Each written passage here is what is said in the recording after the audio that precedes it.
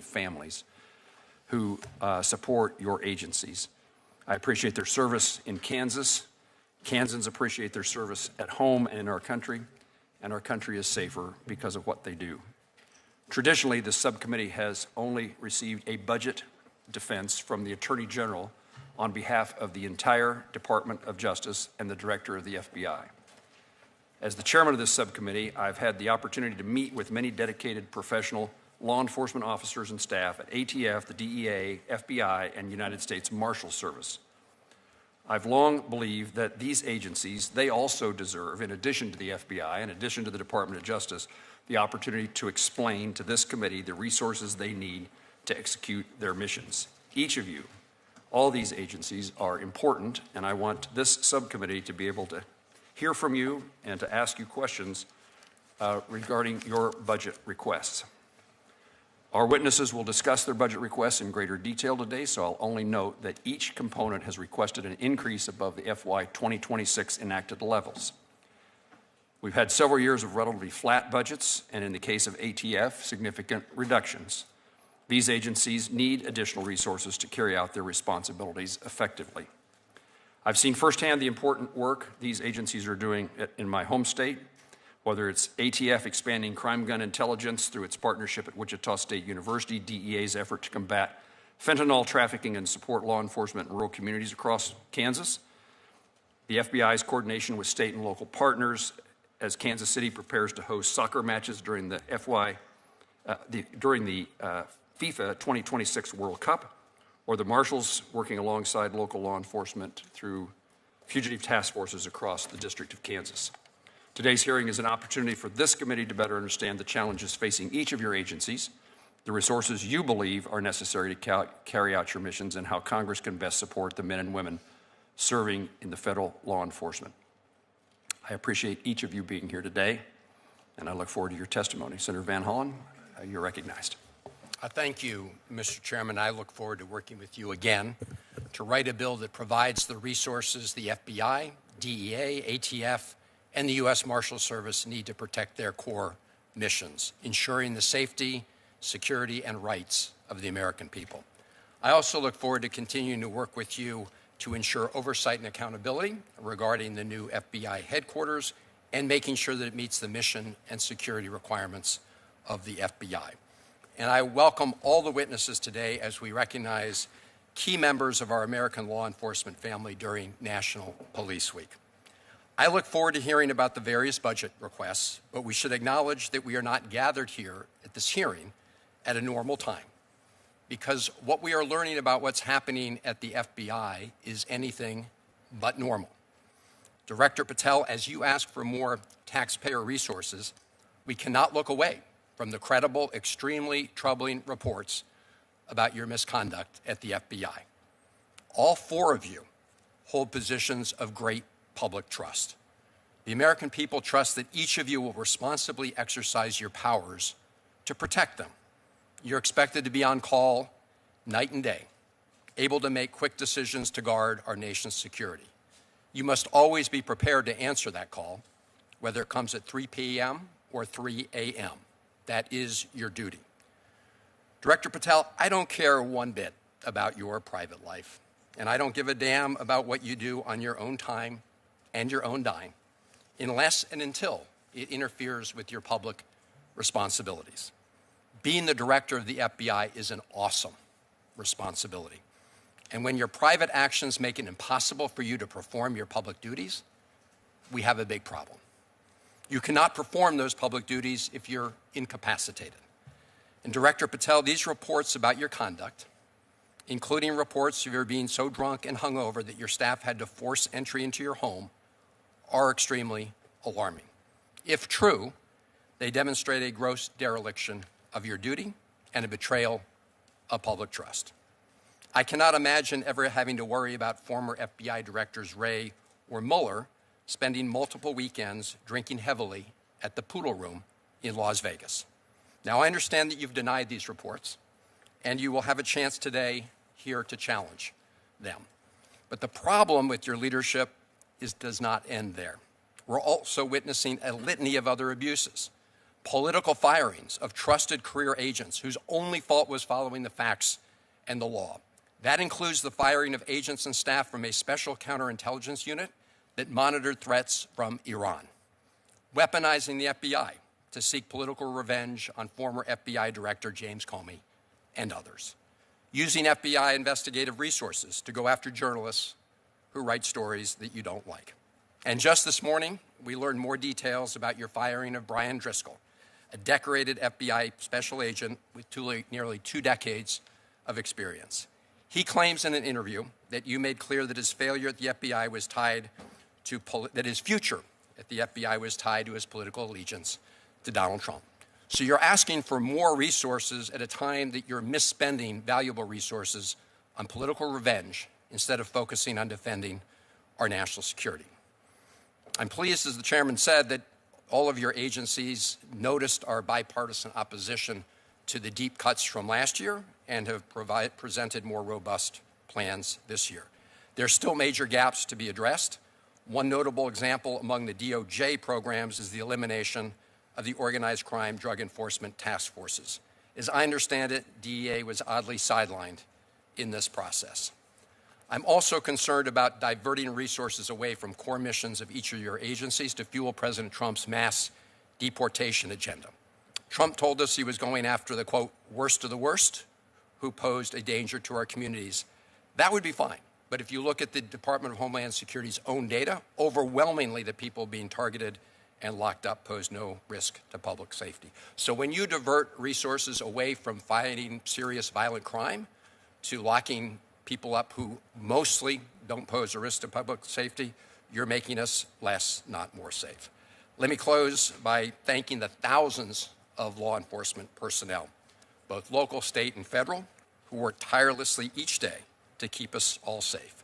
And I look forward to the hearing and discussion today. Thank you, Mr. Chairman. You're welcome, Ranking Member. I look forward to working with you as we work our way through these budget requests and our appropriations process. I now recognize our witnesses for their testimony, and I recognize the Director of the FBI, Kash Patel. Good afternoon, Chairman Moran, Ranking Member Van Hollen, and members of the subcommittee. Thank you for inviting me to represent the FBI's fiscal year 2027.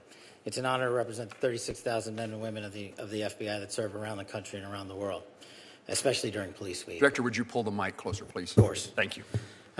This week, especially for Police Week, we pause to commemorate the incredible dedication and bravery of our law enforcement communities across the country, who stand on the front lines and shield our citizens from dangers and threaten our everyday way of life. Every day, the FBI safeguards our nation's safety and security with our law enforcement partners. To achieve our no-fail mission, we fully support the President's budget proposal for the FBI for $12.53 billion to get us right-sized. Before getting into specifics, I'd like to highlight that the importance of the FBI mission is never more important than at this critical time, especially during the recent violent attacks during the White House Correspondents' Dinner, which all too many of us were there. I was proud that the FBI, within moments, immediately jumped into action, launched a bi-coastal investigation, launched fixed-wing and rotary assets and men and women in evidence response teams, bond technicians, and interviews. And within 24 hours, we had that evidence from California to Boston, back in Washington, D.C., and the individual was charged. That is truly exemplary work by the interagency and our state and local partners and the men and women of the FBI. Thanks to the brilliant personnel at the FBI, this year has been truly historic in the reduction of crime. It has been a record-breaking year. We have seen in 2025 alone a historic 20-point decline in the nation's murder rate. We also saw 44,000 violent offenders arrested by this FBI last year alone. To put that in perspective, that's twice as many violent offenders arrested in all of 2024.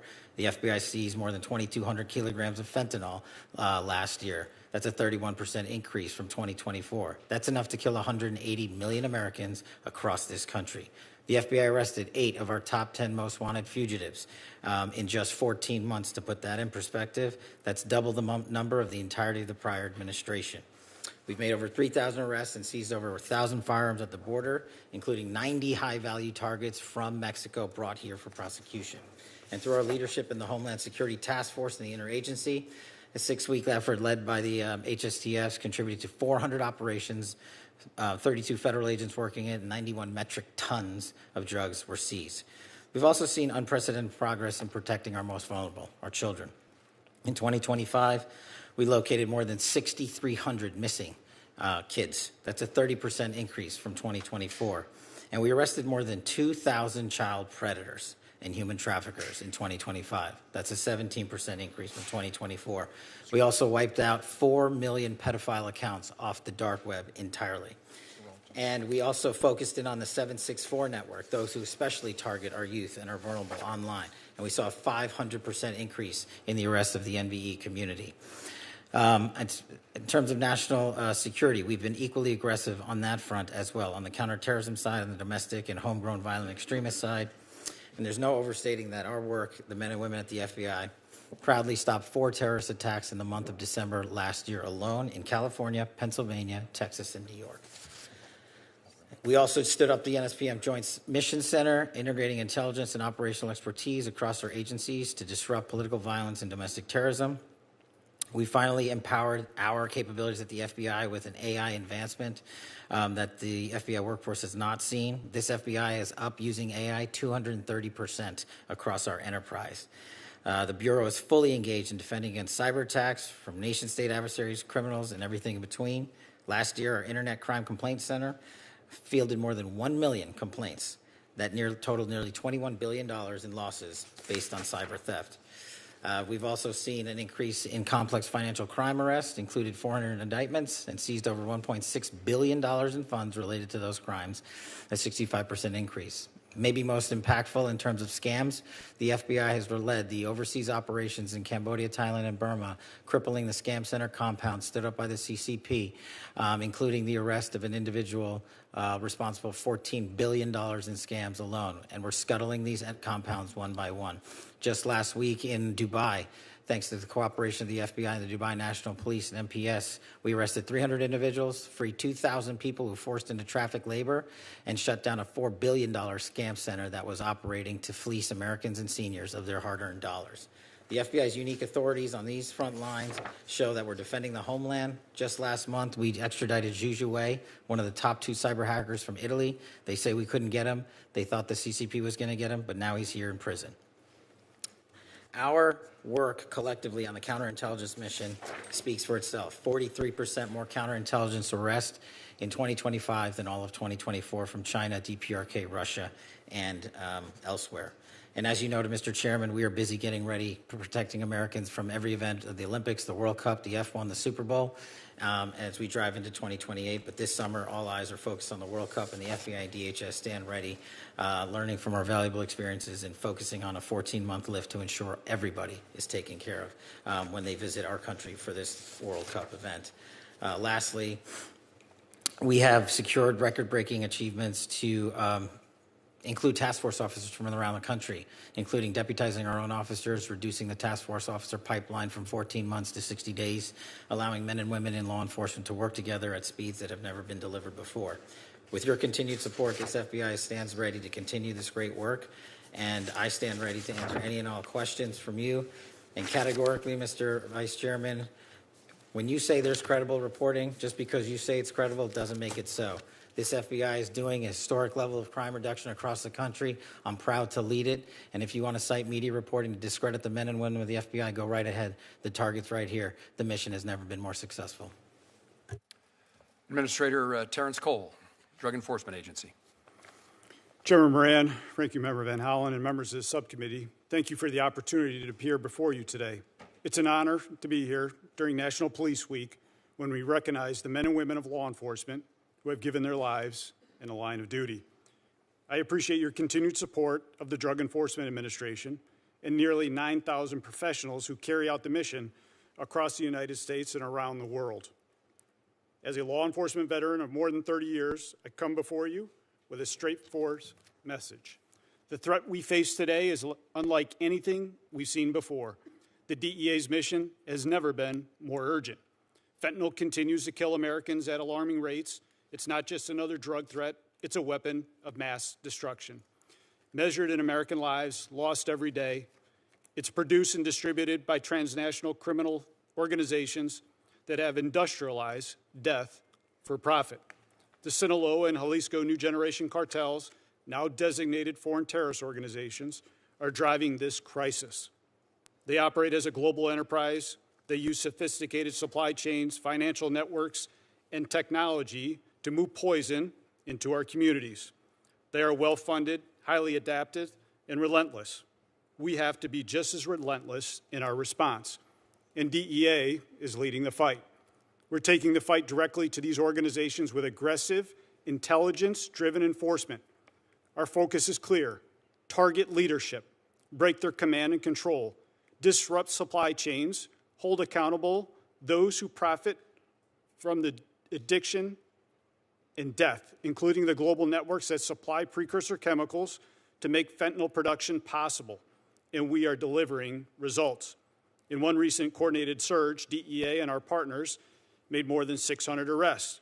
We seized hundreds of kilograms of fentanyl, multi-ton quantities of cocaine and meth, hundreds of firearms, and more than $11 million in U.S. currency. Across our fentanyl operations, we've made thousands of arrests tied to trafficking networks, seized millions of fentanyl pills, removed hundreds of kilograms of fentanyl powder from circulation. Those numbers translate directly into lives saved. We're also seeing an impact at our community level. In one city alone, targeted operations with our partners led to the reduction in violent crime of more than 1/3, and a significant amount of drugs and firearms taken off the streets. Drug trafficking drives violence. When we dismantle these networks, we're not just removing drugs, we're making communities safer. We're also focused on the financial side of this fight. We're going after the money, including the use of cryptocurrency and other tools that these organizations rely on to move and hide profits. Our reach is both global and local. DEA operates in 82 offices across 62 countries and maintains a presence of 26 field divisions with more than 200 offices here at home. This allows us to attack the problem from source to the street. We do this work with discipline and accountability. DEA's workforce is a driven agency. We have nearly 9,000 employees on board against an authorized level of nearly 9,700 employees. That includes just over 4,000 special agents on board compared to nearly 4,800 authorized. We prioritize putting people where they have the greatest impact, on the front lines. We're also careful stewards of the taxpayers' resources. More than 80% of our budget supports mandatory costs like salaries. Only a small portion is available for operational work. That means every operational dollar has to count, and it does. We prioritize keeping agents in the field, focus our resources on action that dismantles organizations and removes drugs from our community. We measure success by impact. Networks disrupted, communities protected, lives saved. The President's budget reflects confidence in that approach. It supports DEA's mission, our results, and our stewardship of resources entrusted to us. At the same time, the threat continues to evolve. These organizations move fast. They exploit global supply chains, digital platforms, and financial systems. To keep the pace, DEA has to strengthen its capacity in intelligence, data, and technology. This means giving our agents and analysts the tools to connect information, identify networks, and act quickly. It means improving how we share intelligence with federal, state, local, tribal, and international partners. And it means making sure our workforce has what it needs to do the job. This is about enabling investigators to get out from behind the desk and onto the streets, where they have the greatest impact. Our mission is simple: protect Americans and save American lives. We do this by enforcing the law, dismantling organizations driving this crisis, and working with our partners across the country and around the world. The men and women of DEA understand what is at stake. They see it every day. They carry out this mission with professionalism and purpose. With your continued support, we will stay on the offensive. We will keep pressure on the cartels. We will continue to disrupt networks driving the fentanyl crisis. And we will continue to protect Americans with the resources you entrust to us. Thank you, and I look forward to your questions. Thank you, Administrator.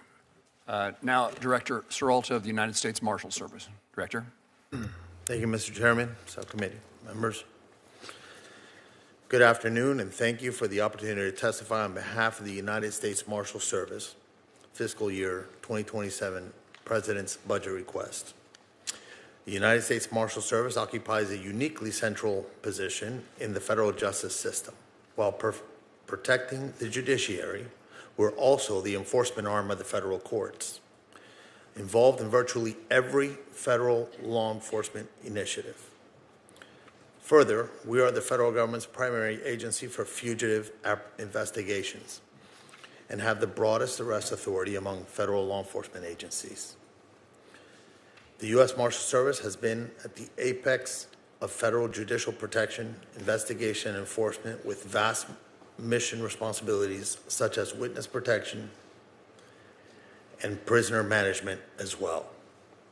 The United States Marshal Service is unique from all other agencies and has no control over the workload for our primary mission: protecting, defending, and enforcing the American justice system.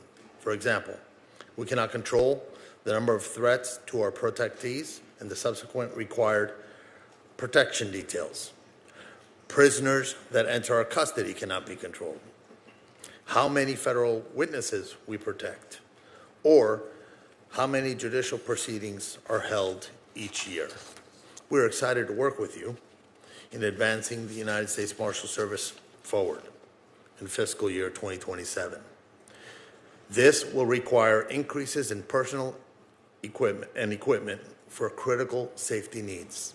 Our total budget request for nearly $5.2 billion includes, God bless you, $2.2 billion for salaries and expenses, $15 million for construction, and $3 billion for federal prisoner detention. Our workforce is one of the smallest in the federal law enforcement, at about 3,800 deputy U.S. Marshals. However, in fiscal year 2025, we arrested over 73,000 fugitives, conducted over 308,000 prisoner movements, housed over 55,000 prisoners, managed 37,000 assets worth $10.4 billion, provided security details for 18 protectees, in addition to securing the residences of the U.S. Supreme Court justices.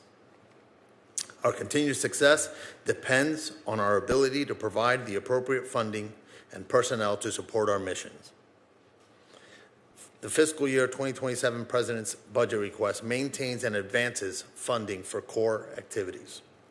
The U.S. Marshal Service requests program increases of $478 million for salaries and expenses appropriation to support the addition of 918 positions, of which 645 positions are for much needed Deputy United States Marshals.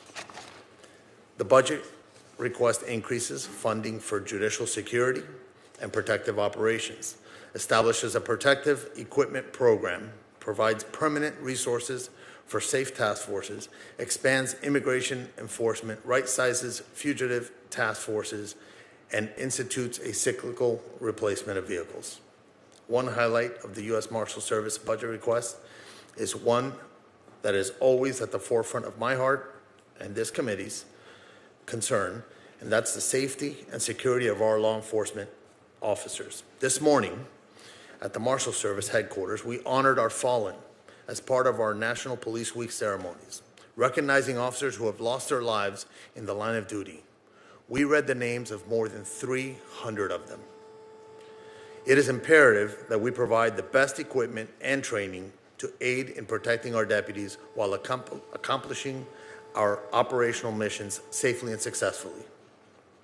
I would like to discuss a matter of utmost importance: courthouse security and our construction appropriation.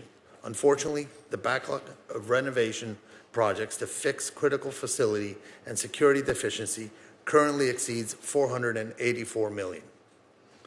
Additional funding is necessary to maintain the infrastructure for the safety of the judicial officials, courtroom participants, the public, and our personnel. Lastly, the Marshal Service is required to house all detainees remanded to the custody of the Attorney General and must ensure sufficient resources are available for their housing and care. We have had some funding challenges in the last few years and appreciate the President's budget request of $3 billion. In closing, our continued success depends on our ability to provide the appropriate funding and personnel to support these vital functions. And so on behalf of the brave men and women of the United States Marshal Service, I thank you. Thank you. And now, Robert Sakata, the Director of the Alcohol, Tobacco, Firearms, and I appreciate your attendance. Thank you. Good afternoon, sir. Good afternoon, Chairman Moran, Ranking Member Van Hollen, and members of the subcommittee. Thank you for the opportunity to discuss the President's fiscal year 2027 budget request for the Bureau of Alcohol, Tobacco, Firearms, and Explosives. I am truly honored to be here. ATF is the only federal law enforcement agency whose primary mission is combating violent crime. We arrest violent criminals, disrupt firearms trafficking networks that arm gangs and cartels, investigate bombings and arsons, and deliver world-class forensic and intelligence services to state and local partners, all while protecting the Second Amendment rights of law-abiding Americans. We are a small federal agency with roughly 4,600 employees, but we are mighty. Our actions speak for themselves. Since January 20th, 2025, ATF has arrested over 8,700 criminals and seized nearly 44,000 firearms. Approximately 5,100 were interdicted before they were trafficked into Mexico. Just over 2.7 million rounds of ammunition and more than 28,300 illegal explosives were also interdicted and seized as evidence. ATF also investigated more than 3,500 arson and explosives incidents and deployed the National Response Team to 22 callouts, including the Palisades wildfire in California.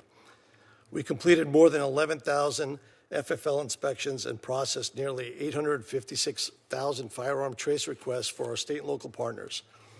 We've also been very busy making operational improvements to our e-forms processing times. Between January 1, 2026 and April 14, 2026, ATF received more than 1 million e-form applications and finalized nearly 924,000 of those applications. Today, we are on track to hit a new record. By the end of May, we will have processed as many e-form 1 and 4 applications in 2026 as we did in the entirety of 2023. We have done all of this while cutting e-forms 1 processing times from 47 days to 42 days, and cutting e-form 4 processing times from 230 days in 2023 to just 12 days today. The funds Congress has appropriated to date have allowed ATF to make a tangible difference in communities throughout the country every single day. ATF provides critical services to state and local law enforcement at no cost, including firearms tracing, ballistic intelligence, and forensic laboratory examinations involving firearms, arson, and explosives. These capabilities are central to identifying shooters, disrupting trafficking networks, and solving violent crime. ATF is grateful for this funding and has achieved a tremendous result, but without adequate investments by Congress, these results are not further sustainable. That is what makes the President's FY27 budget request for ATF so important. It totals $1.652 billion for salaries and expenses with 4,749 full-time equivalents. It is what ATF requires to sustain our mission. Notably, the administration's budget includes 2 program enhancements, $7.8 million for NIBIN and $25.8 million for combating gun violence. The NIBIN enhancement will enable ATF to replace aging ballistics imaging equipment and expand correlation services to additional sites. This would ensure timely investigative lead generation, allowing law enforcement to identify and apprehend violent offenders more effectively. The Combating Gun Violence enhancement will enable ATF to add 86 positions, including 60 special agents, to support the expansion of firearms trafficking task forces along the southwest border and increase ATF's ability to identify, disrupt, and dismantle cross-border smuggling operations.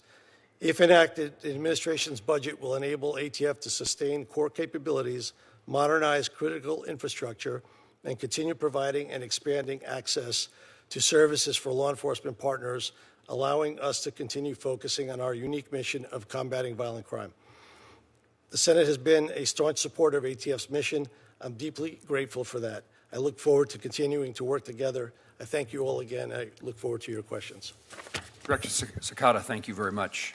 We'll now begin with a round of questions, and I'll begin with you, Administrator Cole. I just returned from a visit to China, where in conversations with Chinese leaders, we again push the issue of precursor chemicals and their import to Mexico and ultimately the drugs to the United States.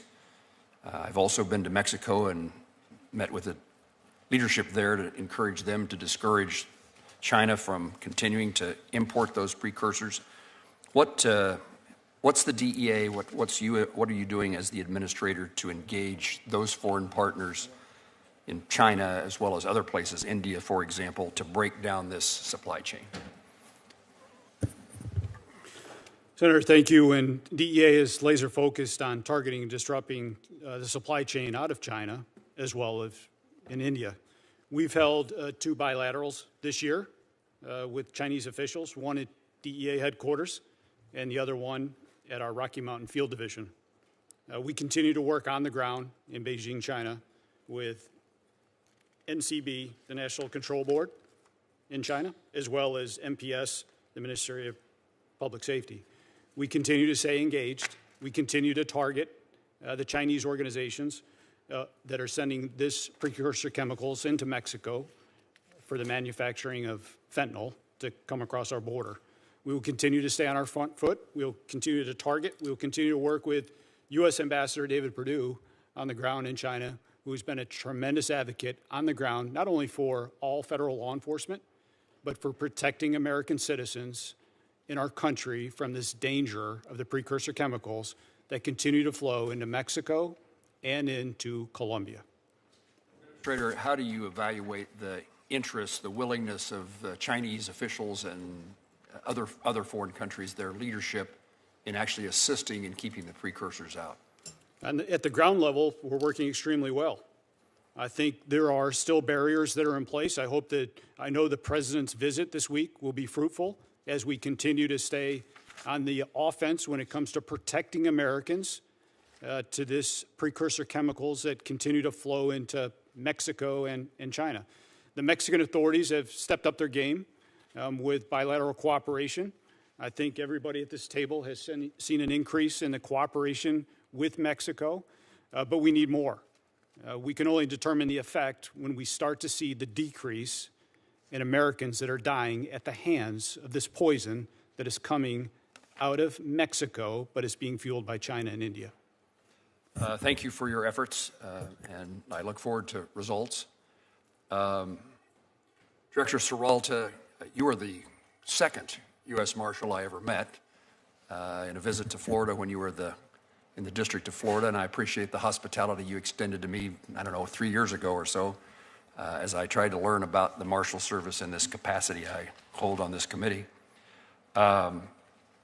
You mentioned infrastructure at courthouses. I've taken an interest over the years in the Commerce, Justice, Science Subcommittee working to provide additional resources for judiciary security. And that has included security operations, courthouse security, protective details, and threat response capabilities. We've also worked to provide legislation so that information can be removed from websites regarding members of the judiciary and their families.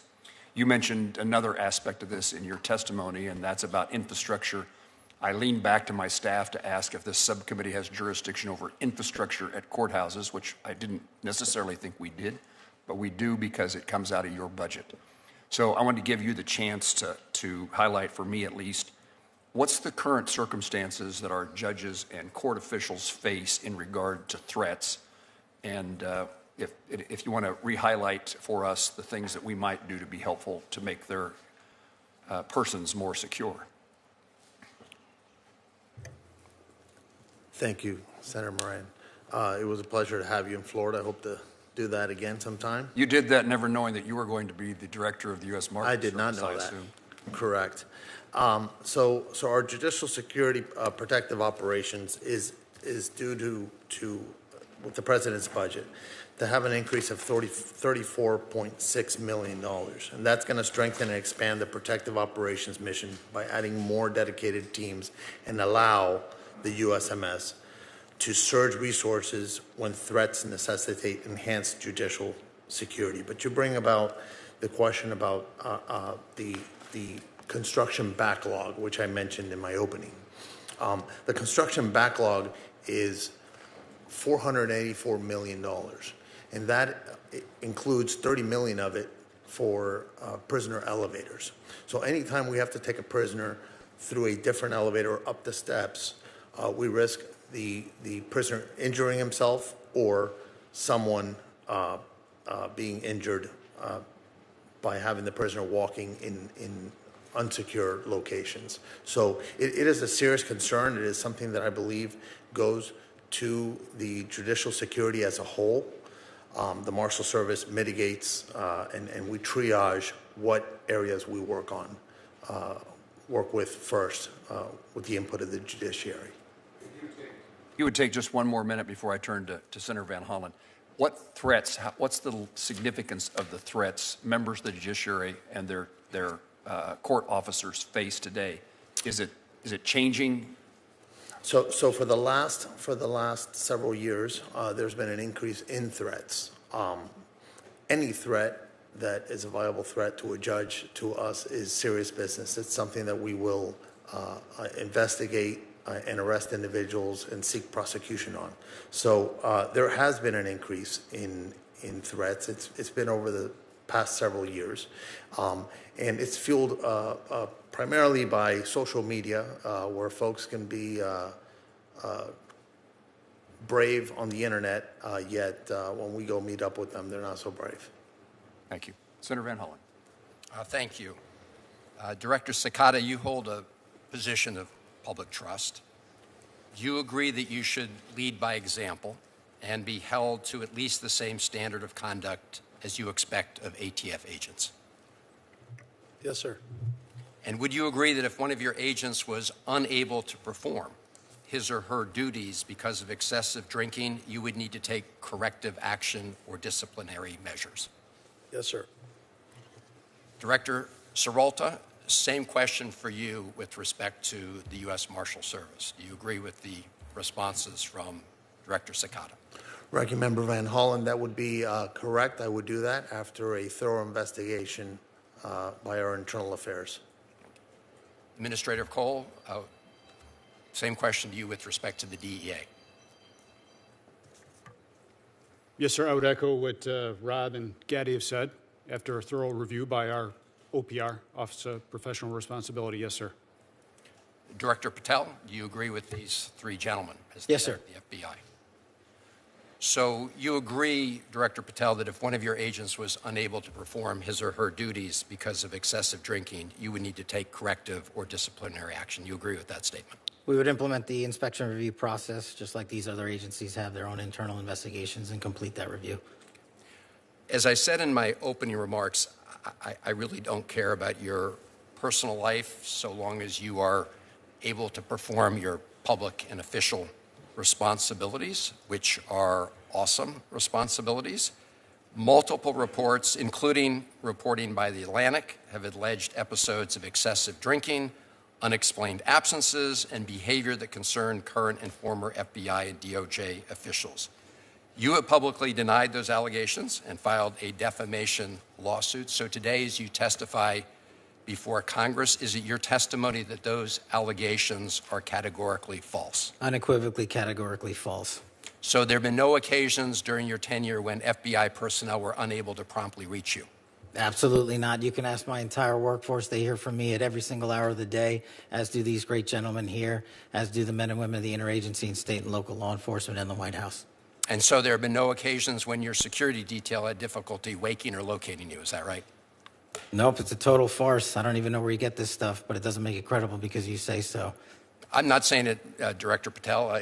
It's been written and documented. You are literally saying it. No, I'm saying that these are reports, Director Patel. No, And unlike I your will baseless say, reports, the Director only person Patel, that was slinging margaritas in El Salvador on the taxpayer dollar with a convicted gangbanging rapist was you. You know, the only fact person that of ran up a Director $7,000 bar tab in Washington, D.C. at the lobby bar was you. So This the only individual suggests in to this me that room the that has allegations been are drinking on true. taxpayer dime during Are the day you polygraphing? is you.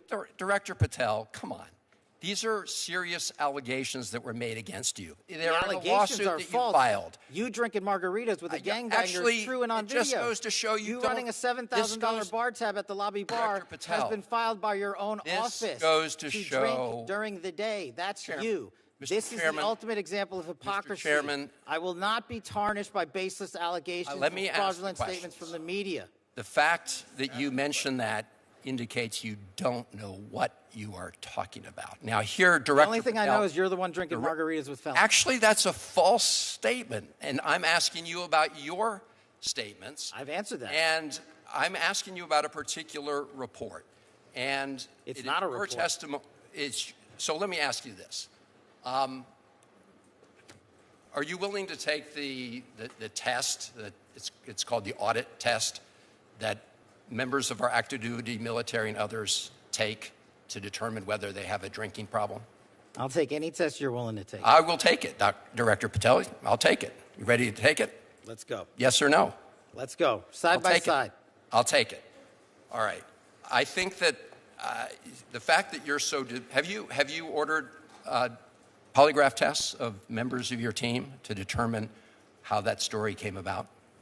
The FBI conducts polygraph tests all the time. No. Have you ordered polygraph tests for members of your team to determine who was the source of the stories that I'm asking you about? I don't order any polygraph tests. There's an internal inspection review process for any and all leaks, especially of baseless information at the FBI, that's been in place for the last 30 years. Those processes are followed by career intelligence and agents on the ground.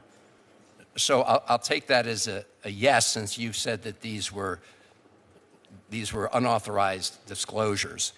I have another round of questioning regarding your firing people who were important to gathering intelligence with respect to Iran, but I'll wait for my second round. Thank you, thing. Chairman. Senator Collins, we're pleased to have the chairwoman of the full committee with us. Thank you very much, Mr. Chairman. Director Patel, the proliferation of illegal marijuana grow houses connected to transnational criminal organizations originating in China is an ongoing problem in the state of Maine. A DHS memo in 2023 estimated that Maine had as many as 270 Chinese-backed illegal marijuana operations, producing up to an estimated $4.3 billion in illicit revenues. Since then, thousands of pounds of illegal marijuana have been seized, primarily because of the tireless work of our Maine sheriffs and local law enforcement in Maine. One other side effect of these illegal grow operations is they usually destroy the houses in which they're located, which exacerbates the housing shortage in my state. Last year, you testified that the FBI would be sending more resources to the field, specifically to Maine, to combat these dangerous operations.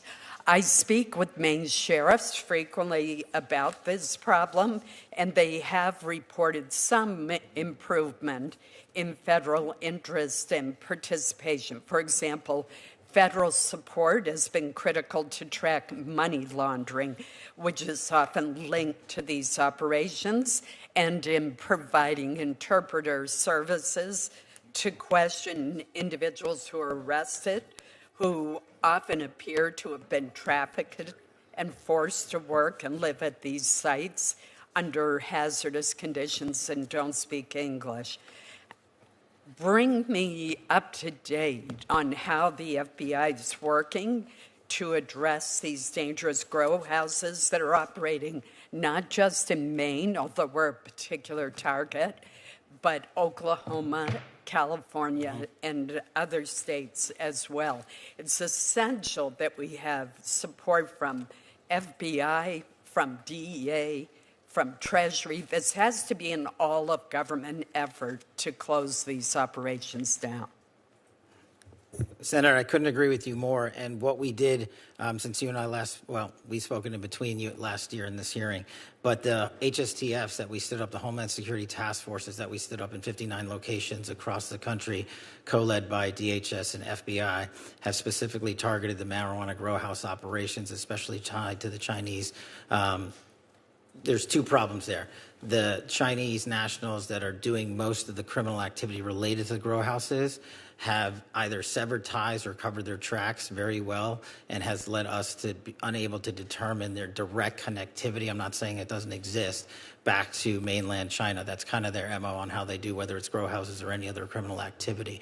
So what we're doing with the HSTFs is reverse engineering those programs, taking down the grow houses, whether they're in Maine or Oklahoma, and tracing their banking records and their financial statements to see what we can do with the sanctions program overseas and shut down the financiers of these operations. Do we know where the money is going to? Some law enforcement officers in Maine believe it's tied to the fentanyl trade. Yes, ma'am. I believe, as these gentlemen will tell you, the money always goes back into the drug trafficking trade, into the drug traffickers' pockets. And so we're not seeing, I'm not saying it doesn't happen, what we're not seeing yet is the money directly being shipped back over to mainland China and the CCP from these grow house operations. I would encourage you to even increase your efforts even more, because this remains a huge problem in Maine, despite the valiant efforts of our sheriffs and local law enforcement. Administrator Cole, could you provide an update on DEA's efforts in this area? Yes, ma'am. Yes, Senator. And we continue to target those specific marijuana traffickers in Maine.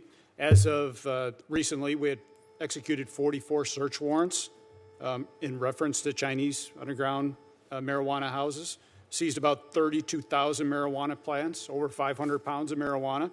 And as we continue to trace the Chinese underground banking system, where the funds are being fueled, as the Director Patel had said, they're often using crypto as the instantaneous transfer of wealth. And what that requires our skilled investigators to do is to pull those findings off the blockchain, but to specifically look at 1, 2, and 3 tiers removed to help identify exactly where those illicit gains are going to. We continue to stay on the offensive. Recently, with our Bangor, Maine office, we've identified up to 250 potential locations where this is occurring. So this is ongoing cooperation with our state, local, tribal partners and our federal partners, not only through our efforts, but the efforts of the Homeland Security Task Force that has come together. We will stay on the front foot. We will continue to target and investigate and bring them to justice. Unfortunately, they are embedded, which requires long-term, complex conspiracy work to continue to eradicate not only the poison of the narcotics, but the environmental dangers that they bring to these grow houses. So we will continue. We will keep you posted, Senator. My team is happy to follow up with your team to give you progress and update reports. Thank you. What I have found is a lot of time constituents who live near these houses know what's going on.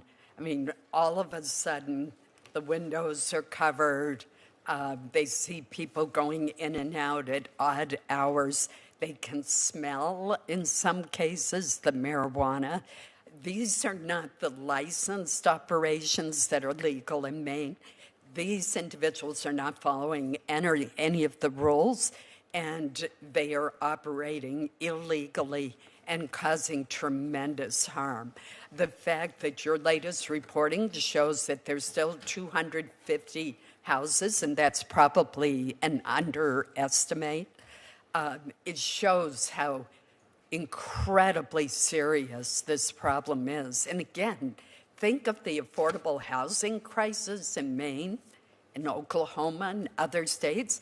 These are houses that become uninhabitable because of the amount of black mold that is usually inside of them.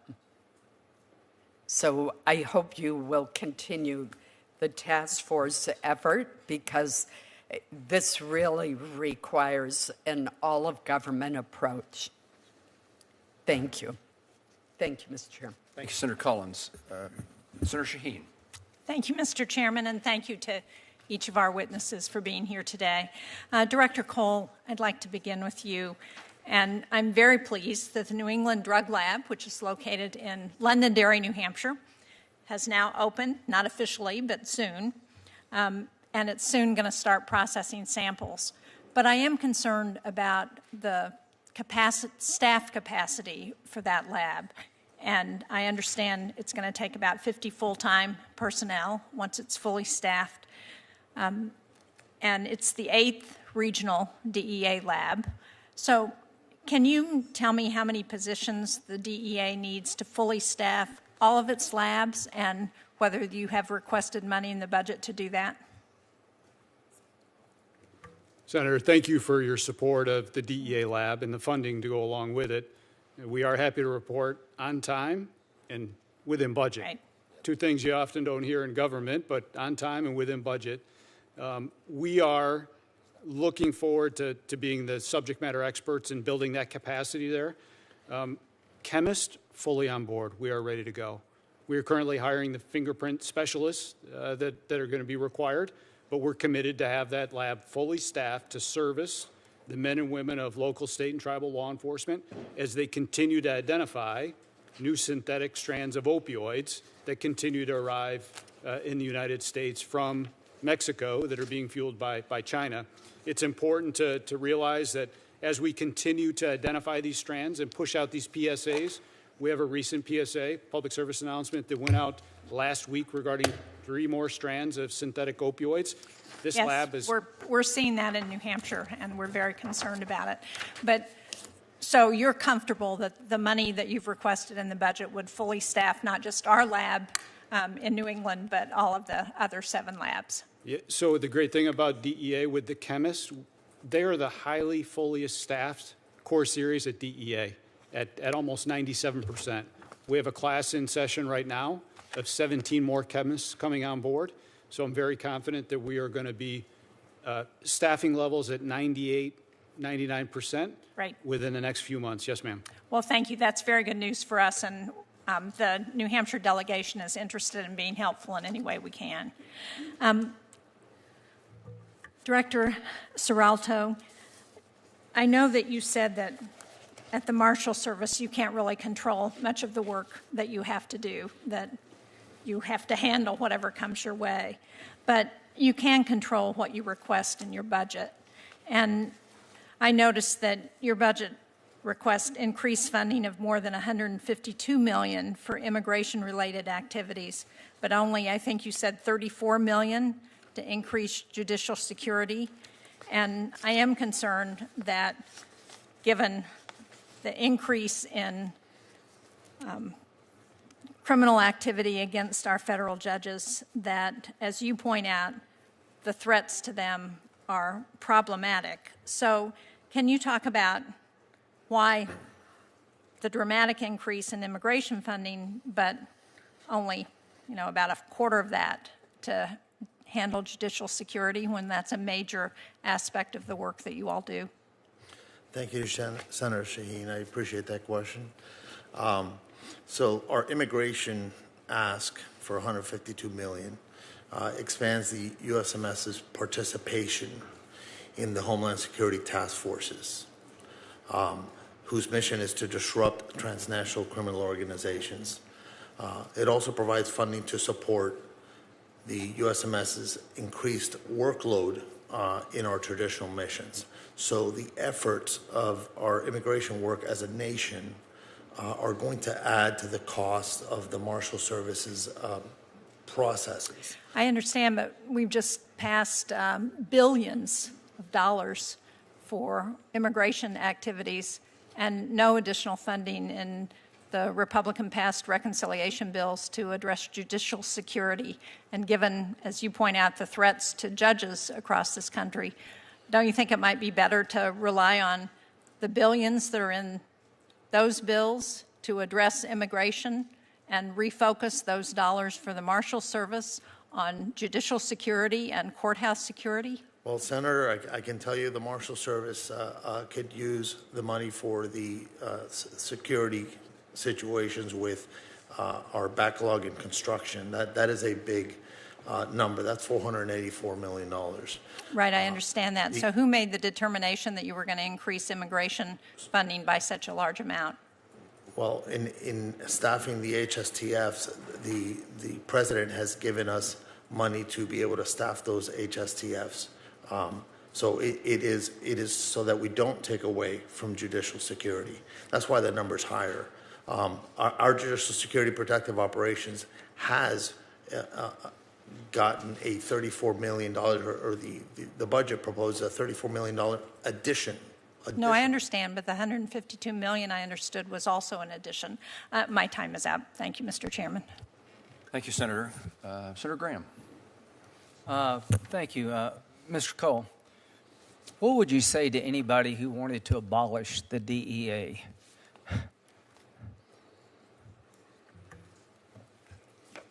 Well, I would have them take a look at our direct workflow currently, where last year we seized close to 57 million fentanyl pills in the United States, close to $900 million in U.S. currency that came from drug traffickers.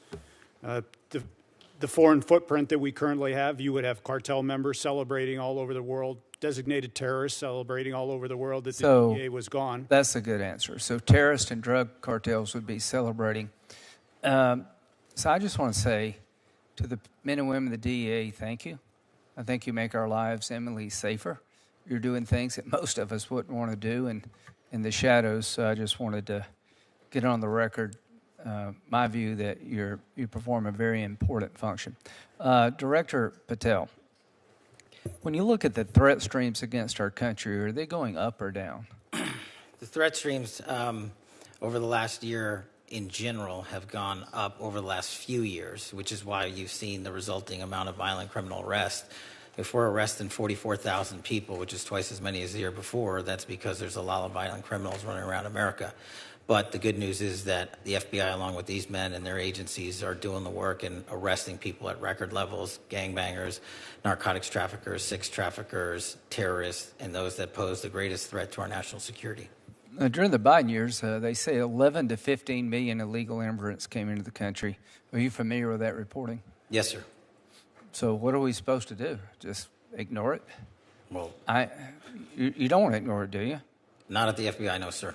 Good. I mean, if you had 11 to 15 million people coming in illegally, you'd want to push back. Do you agree with that? Absolutely. We have pushed back. Actually, we've reduced violent crime in every one of our 50 states by an average of 10 points. Yeah, so you got to plus up the resources to deal with what happened, what I would consider a virtual invasion of our country by illegal immigrants. And to all of you on the front lines, thank you. I mean, the idea that we wouldn't want to do that astounds me. I mean, we got to get, control over our country again.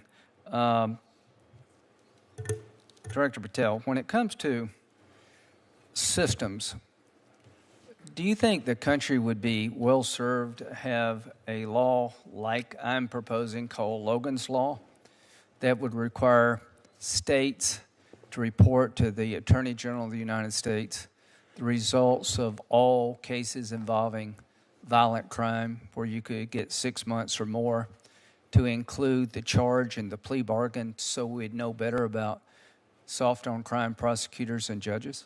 That bill is critical to providing the information that we at the FBI house at our Criminal Justice Information Center, CJIS property in West Virginia. We are only as good as the data we're given. We don't go out and proactively and legally obtain that data from our partner enforcement agencies across the country. So you would support Logan's Law Absolutely. requiring that to be done? We need it. Yeah, I think so too. And the man who in Cambridge, Massachusetts, who shot at a bunch of drivers, he had a long criminal record. Are you familiar with that? Yes, sir. As a matter of fact, while he was on probation, he shot at police officers and not much happened to you. You're familiar with that? Yes, sir. Do you agree we need to break the cycle of catch and release and looking the other way when it comes to violent crime in this country? I think catch and release is the #1 cause of recidivist violent crime in the history of the United States of America. Okay. When it comes to the FBI, how's morale? Sorry? How's your morale at the FBI? Morale has never been better. When I go across the country and I talk to the line agents and the intelligence analysts and professional staff, I travel around the country, I talk to our state and local partners, they tell me one thing resoundingly: we're finally going to do the work that we were asked to do with the resources that we needed to get the job done, and that's what this administration is focused on, and that's why you're seeing the results that we talked about. Mr. Cole, do you think we're seeing dividends from your focus on illegal drugs and cartels and all the above? Absolutely, Senator, and we will stay on the offensive, whether it's taking Nicolas Maduro out of Venezuela or capturing the next Chapo or helping coordinate the next Mencho operation. We will continue to target those foreign terrorists that are killing Americans. Do you agree that the Maduro operation not only was flawless, it sent a new message that a new sheriff's in town and created deterrence we haven't had before? I think it sent one great message to everybody in the Western Hemisphere and the dictators and foreign terrorists around the world that they will be held accountable for sending this poison to the U.S. Thank you all very much. Senator Coons. Thank you. Thank you, Madam Chair. Thank you, Chair Moran, Ranking Member Van Hollen, Senator Murkowski, and I appreciate each of our witnesses for being here today. During National Police Week, I just wanted to express my particular appreciation for the men and women of each of your agencies. When I was county executive, I was responsible for the second largest law enforcement agency in our state, and our partnerships with Marshals, ATF, DEA, FBI, and many other elements of federal law enforcement were really critical to our investigations and working to advance security in my home community. In just the last few months, the Newcastle County Police have worked with the FBI to arrest a suspect who had both plans and weapons to carry out a mass shooting at the University of Delaware.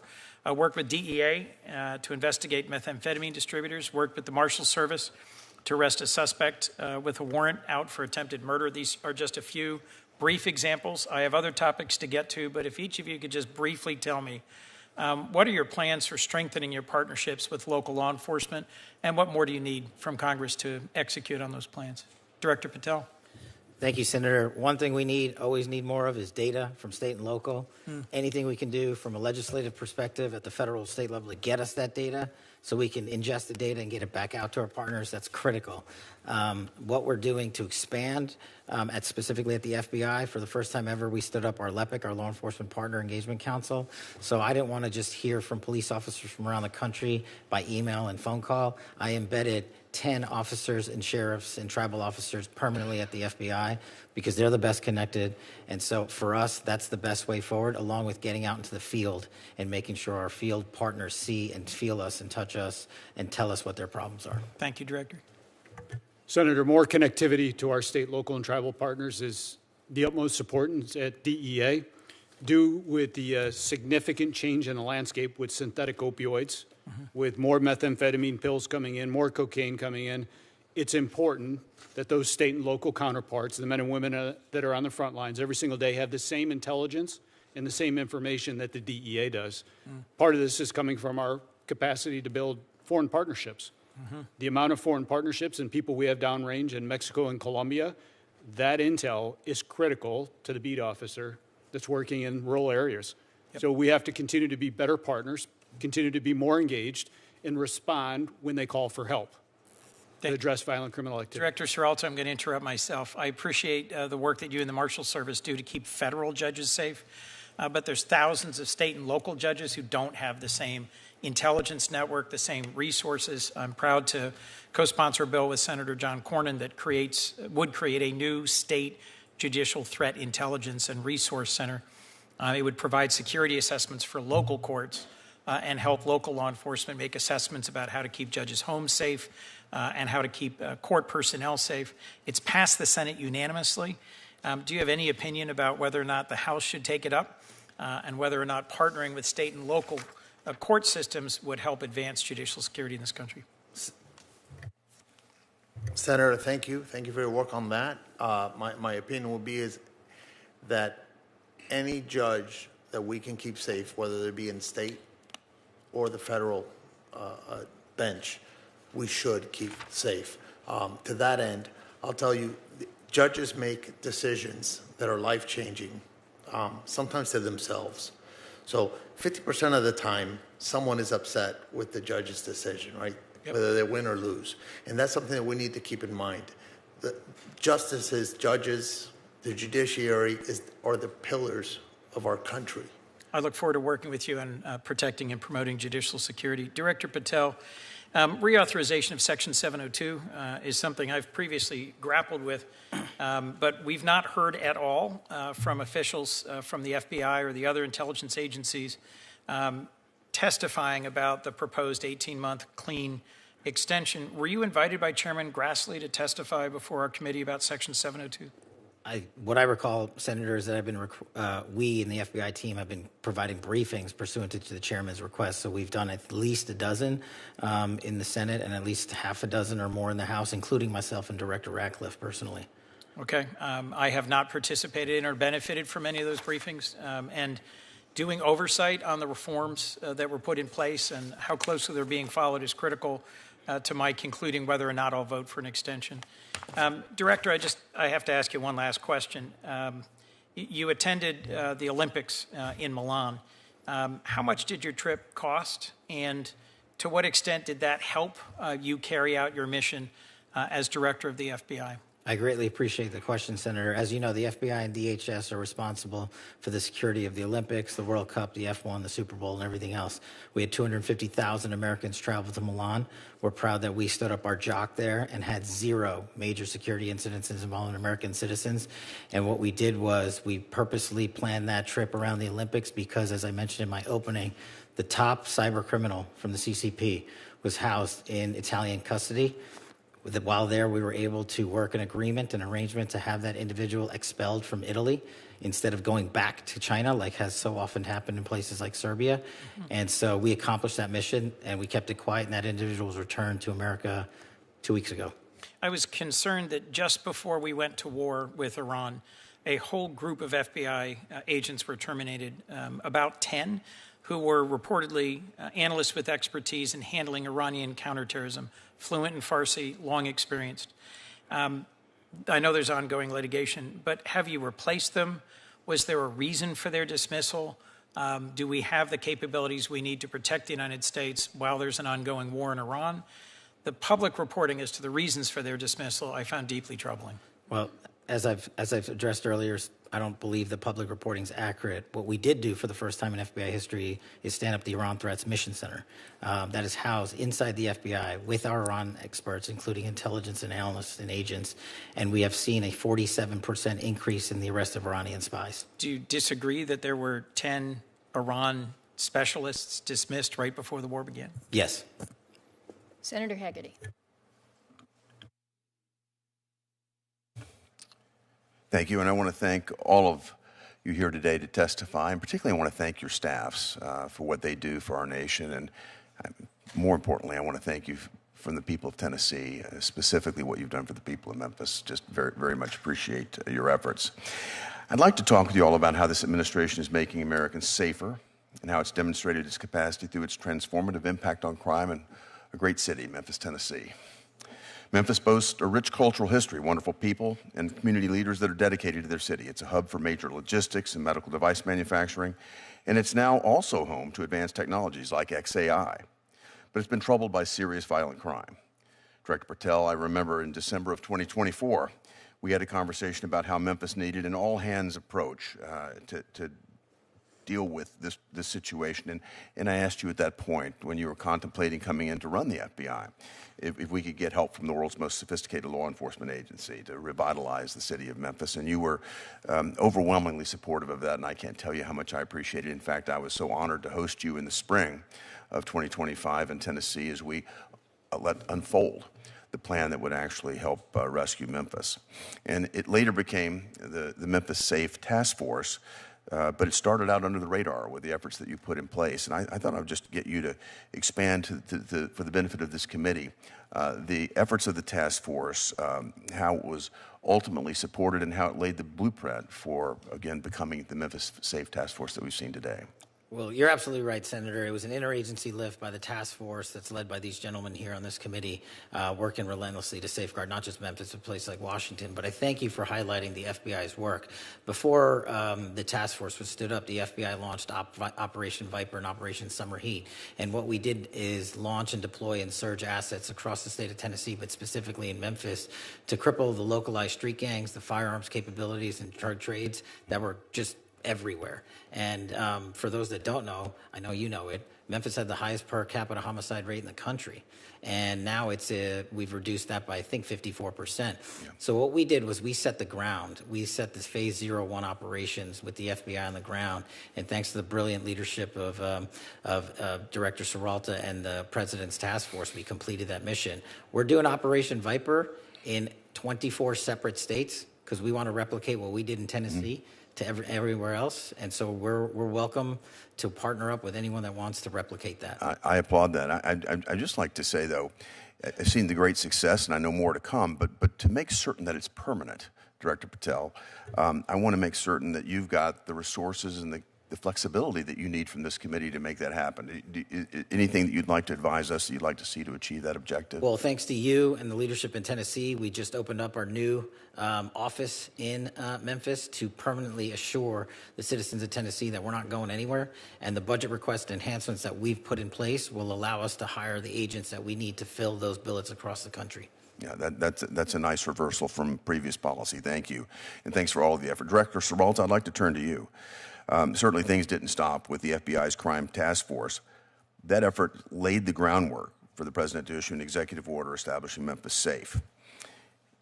Director, given your direct involvement, can you walk me through the results of Memphis Safe Task Force from your perspective and where you see it going from here? Thank you, Senator. Thanks to your support and that of your colleagues and local government there as well. It's been highly successful. So the president's decisive action in Memphis proves that when federal government partners with local government leaders, we can turn the tide against failed experiments in criminal justice reform and make America safe again. Since launching on August 1st, 2025, and as of April 30th, 2026, I am pleased to report that the operation has yielded 8,701 total arrests by federal officers, averaging 40 per day, including 64 for homicide, 957 for narcotics, and 791 for firearms violations.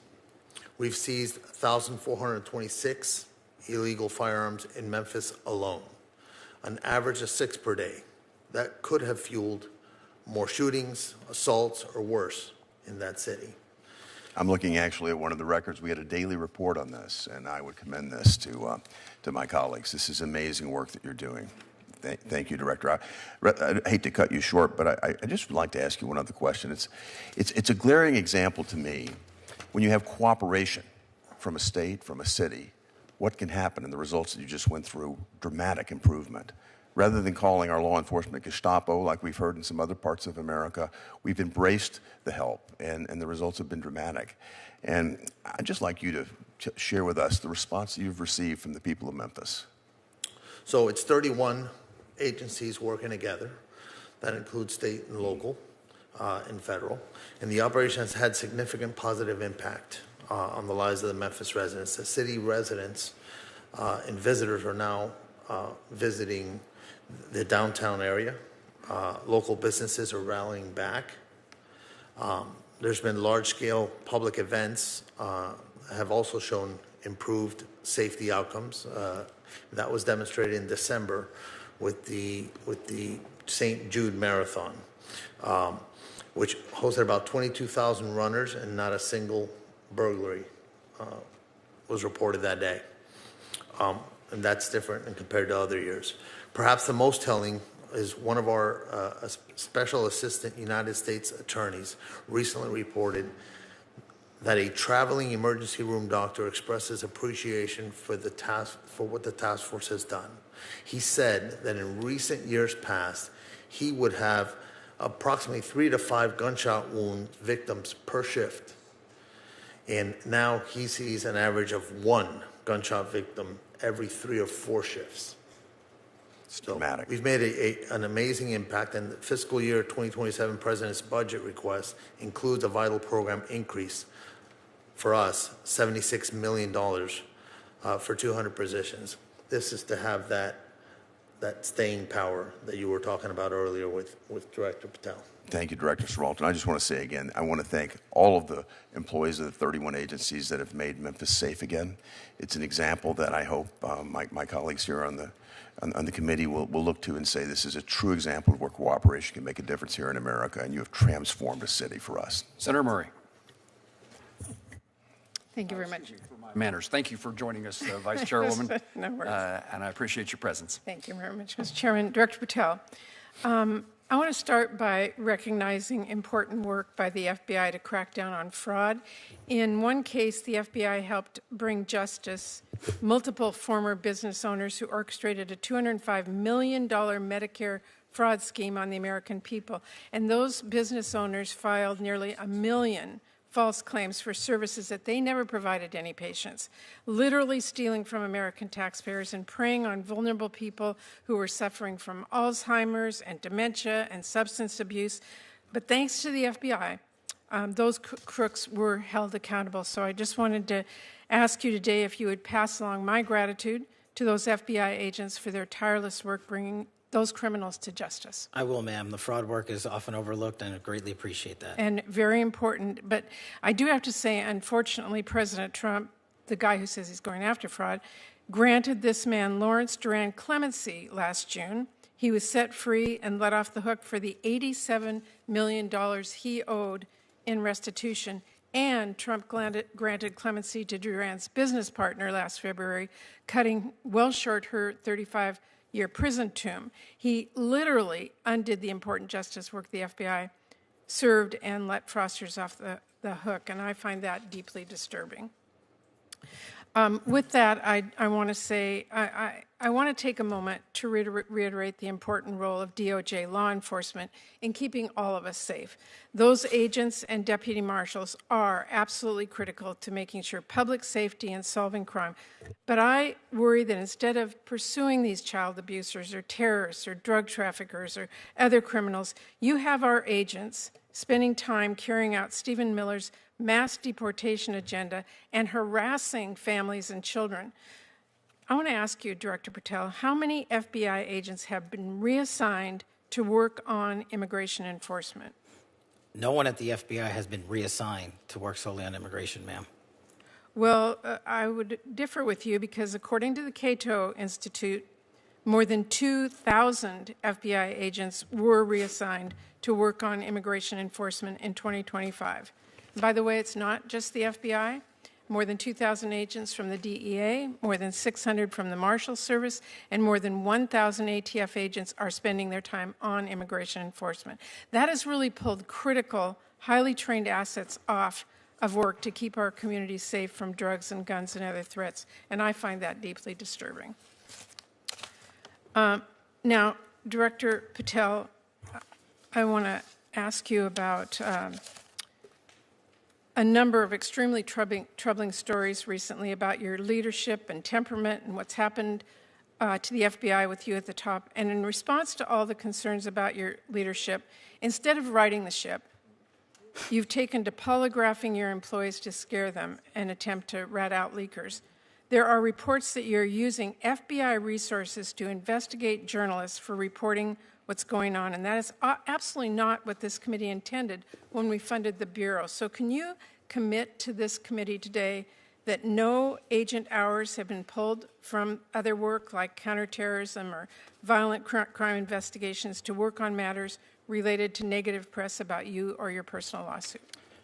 Senator, I greatly appreciate the question, and I can tell you unequivocally, this FBI is targeting and investigating no journalists. This FBI is targeting no journalists. The Obama and Biden administrations targeted dozens of journalists, sent out 1,200 interviews. I didn't ask you about the Biden administration. I asked if you can commit to this committee that no agent hours have been pulled from other work. We have not done so. Okay, well, there are reports that are using FBI resources to investigate journalists. You are saying to this committee today that that is not true. That's correct, ma'am. Well, let me just say, Director Patel, we need a serious budget, but we also need serious leadership.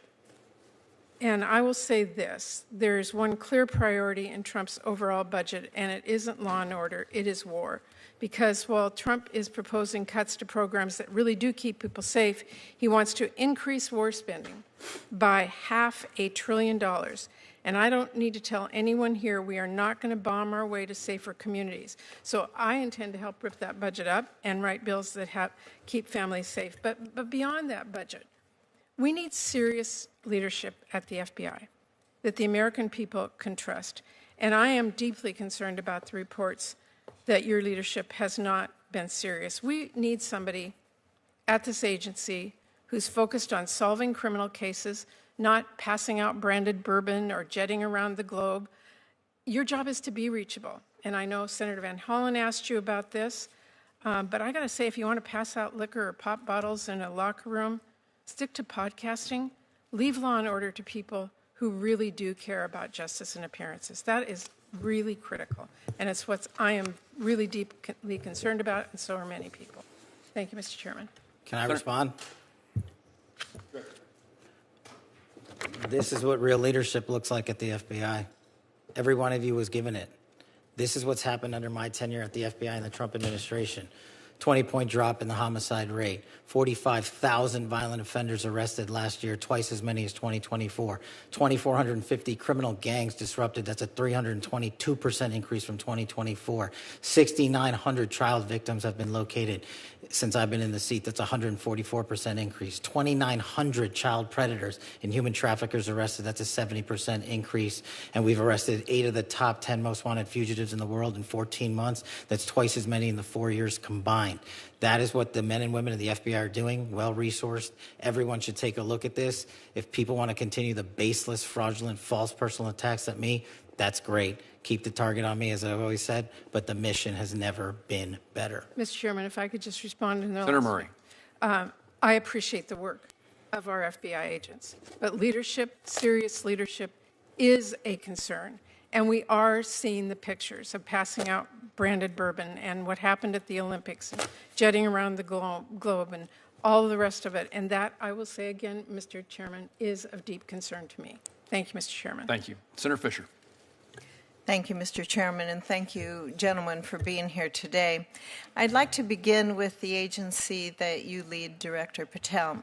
Over the past decade or so, the FBI has come under intense and justified scrutiny for perceived and actual misuse of agency personnel and resources for political objectives. Director Patel, what steps have you taken to refocus the Bureau to its core missions of counterterrorism and counterintelligence on federal law enforcement and on criminal justice? Thank you, Senator. I think the weaponization of law enforcement that you spoke of was caused by the centralization of the FBI in the National Capital Region. What I mean by that is, before I got in the seat, over 1/3 of the entire FBI workforce was located in the National Capital Region. When I got here, I put 1,000 agents into the field permanently. Every single state got more agents than they've ever had. Behind that, I sent 300 intelligence analysts into the field permanently. Behind that, I sent 500 support staff and program managers into the field permanently. And that's only CONUS. We've also expanded our overseas footprint. So decentralizing the bureaucracy of Washington, removing the red tape in the bureaucracy, putting agents in the field in Nebraska and everywhere else is how we're getting the mission done. And no one at this FBI is allowed to politicize or weaponize law enforcement. If you do, you don't get to work there anymore. Thank you. We all know that our country faces mounting and increasingly complex threats to our homeland from foreign adversaries and domestic operatives who are acting on behalf of these malign foreign interests. These adversaries have seized on several recent global conflicts to try and undermine America's geopolitical interests by sowing fear and dissension here at home. The FBI is tasked with investigating foreign and domestic threats to the United States. Director, can you tell us, how is the Bureau coordinating with other federal, state, and local law enforcement agencies, other members of the intelligence community, and the military to monitor and mitigate threats to our homeland. What we've done specifically with the Homeland Security Task Force in 59 separate locations is bring in every single agency into one roof and centralize the collected intelligence that they all piece together with their state and local partners. That's critical to the mission set. We've also done things like stand up the C4, the Counter Coordination Fusion Cell in Southwest Arizona, specifically targeting the drug trade with embedded DOD on a DOD facility, on DOW facility. So we're leveraging all capabilities across the board. Our CIA and CT work could not be stronger. We have 2,000 terrorism cases at the FBI. Our CI work has expanded, not gone down. As I've said, we've arrested 44% more espionage actors from China, Russia, and the DPRK and Iran alone. And we're doing that because the interagency, including the intel community, is finally providing us with ways to turn information and intel into evidence that we can use in a court of law. Thank you, Director, and please thank the members of the FBI for me as well. Administrator Cole, from the Chinese precursor chemicals to the cartel-facilitated cross-border smuggling efforts, the global supply chain undergirding that illicit drug trade has posed a serious challenge for federal law enforcement. And the DEA and other federal agencies have made outstanding progress in exposing and disrupting various aspects of this often opaque and disturbingly well-resourced network. Administrator, I was on a codel with the chairman of this subcommittee in China, and the precursors to fentanyl is something that we brought up to various officials in the Chinese government. Have you seen a change in the illicit drug trade in recent years, and especially with your time at the agencies? What are we seeing on the ground? At the ground level, the teams are working extremely well, not only in China under the ambassador's leadership, but as we continue to target the Mexican cartels, Sinaloa and CGNG, that receive the precursor chemicals. We need to make sure that we keep an eye on the northern border as well. We see more precursors coming into the port of Vancouver, coming into Canada, and the Canadians, with the Mexican cartels in country, have started producing and manufacturing fentanyl in Canada. In the last 2 months, there's been significant seizures of fentanyl in Canada. Do they cross our country to get there? They arrive at the in there? Port of Vancouver, okay, and then they transition through Canada to the different source locations for manufacturing production, and then it comes across our northern border. It's something that everybody at this table is worried about. We continue to keep the pressure on China, on India, continue to target the leadership in the cartels, but very conscious of what's going on the northern border as well. Thank you, and thank you all for the work that you do. Thank you, Mr. Chairman. Senator Reed. Thank you very much, Mr. Chairman. Director Sakata, you've been neglected. I can't let that go. First of all, let me thank you for your, I calculate, 20 years of service in the ATF, and prior to that as a police officer in New York and Plainville, Florida? In Plantation, Florida. Plantation, close enough. Yep. But I want to focus on those devices which transform a semi-automatic rifle into an automatic rifle. For many years, the federal government took a position that forced reset triggers were, in fact, illegal.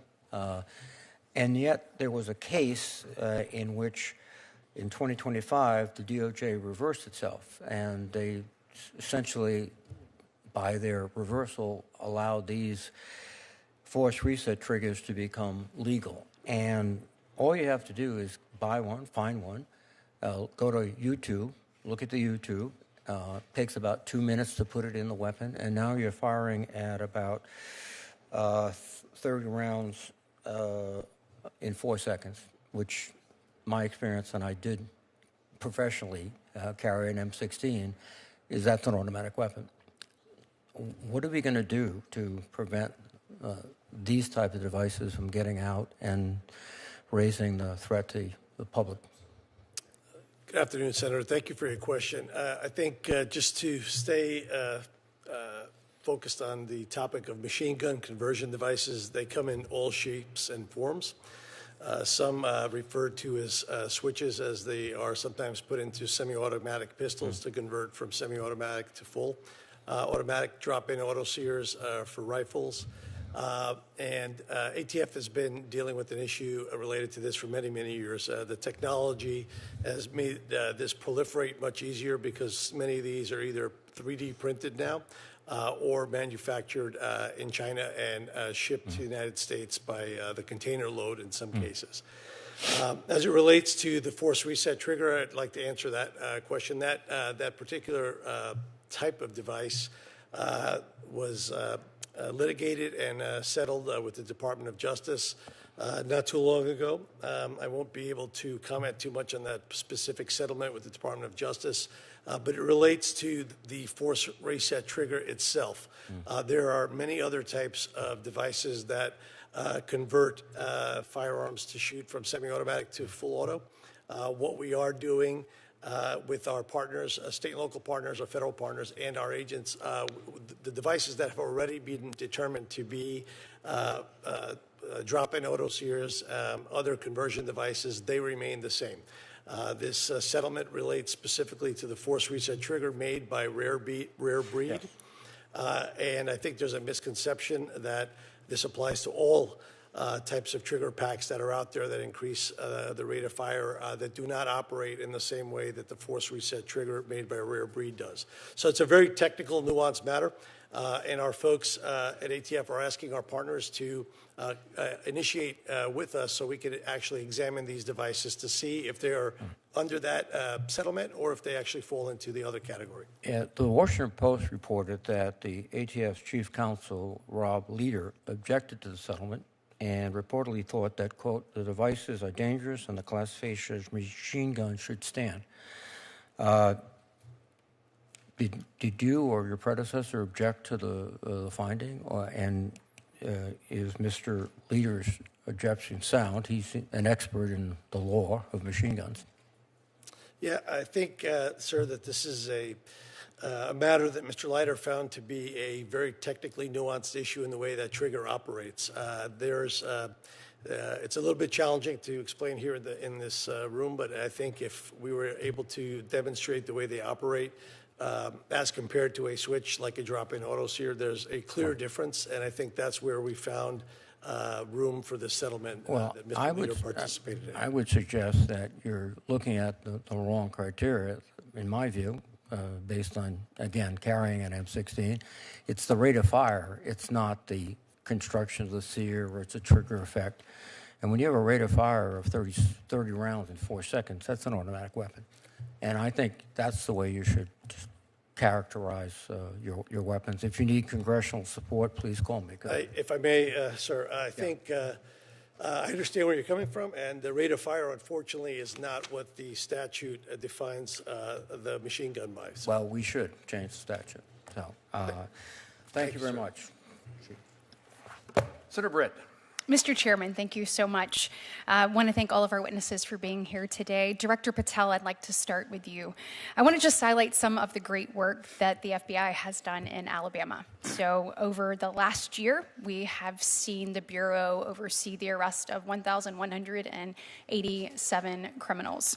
We have seen you seize 31 kilograms of cocaine and over 3 grams of fentanyl. If you look over just the last 4 months alone, you have arrested 152 criminals, 15 of which have crimes related to human trafficking or crimes against children. And that includes a 2-week operation, Operation Southern Star in Montgomery, Alabama, which was an interagency operation where I believe you had 63 arrests, 52 guns recovered, and 40 drug seizures. As a resident of Montgomery and as someone who is raising her children there, I want to say thank you.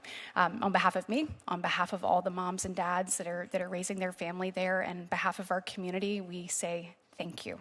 And I know that this is not just Alabama where you're doing this across the country. It is why the FBI has overseen the largest dip in recorded murders in history. I just want to say thank you. And I think it is also why you have asked for a significant increase when it comes to actually returning to your mission of putting criminals behind bars. I completely support that request and just want you to kind of expand what that would do. Can you talk about how that increase would help you continue the good work that you're doing in Alabama, going after criminals, violent criminals, cartels, and others? And of course, across the country as well. Thank you, Senator. I will pass on your kind words to the workforce for sure. They're greatly appreciated. We're doing two things, as I discussed earlier. Decentralizing Washington, D.C., and putting human capital in the field. And in order to keep backfilling that human capital, we need more. So we need to take on the outdated onboarding pipeline program at Quantico. We've seen the BFTC, or Quantico graduation classes, increase since I've been in the spot, because it used to take over 14 months to get in, and we've shrunk that by over 4 months. We haven't lowered the standards. We just eliminated the wait time after a paperwork application was put in. But what we also need to do is work with our state and local folks in the field and provide them with the advanced training capabilities they need, specifically, for instance, the drone program capability. We launched the first ever of its kind for state and locals ever in the history of the U.S., a counter-UAS program down at the Redstone Arsenal in Huntsville, Alabama. We've graduated 65 state cops from that program. The wait list is long.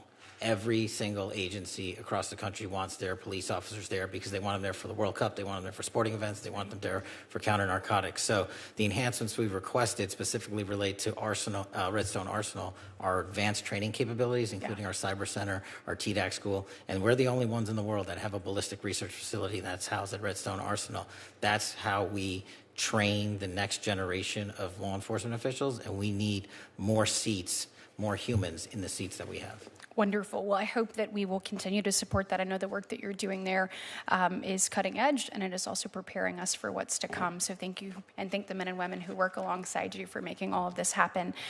Director Cicada, I know that we discussed at your confirmation hearing the great work the ATF is doing to combat the flow of illicit Chinese vapes into our nation. And I also know Director Seralta, that the Marshal Service was involved in some of the recent seizures that we saw as well.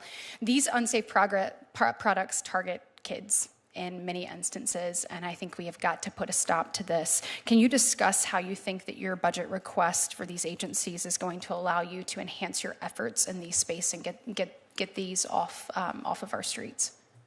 Good afternoon, Senator. Thank you for your question.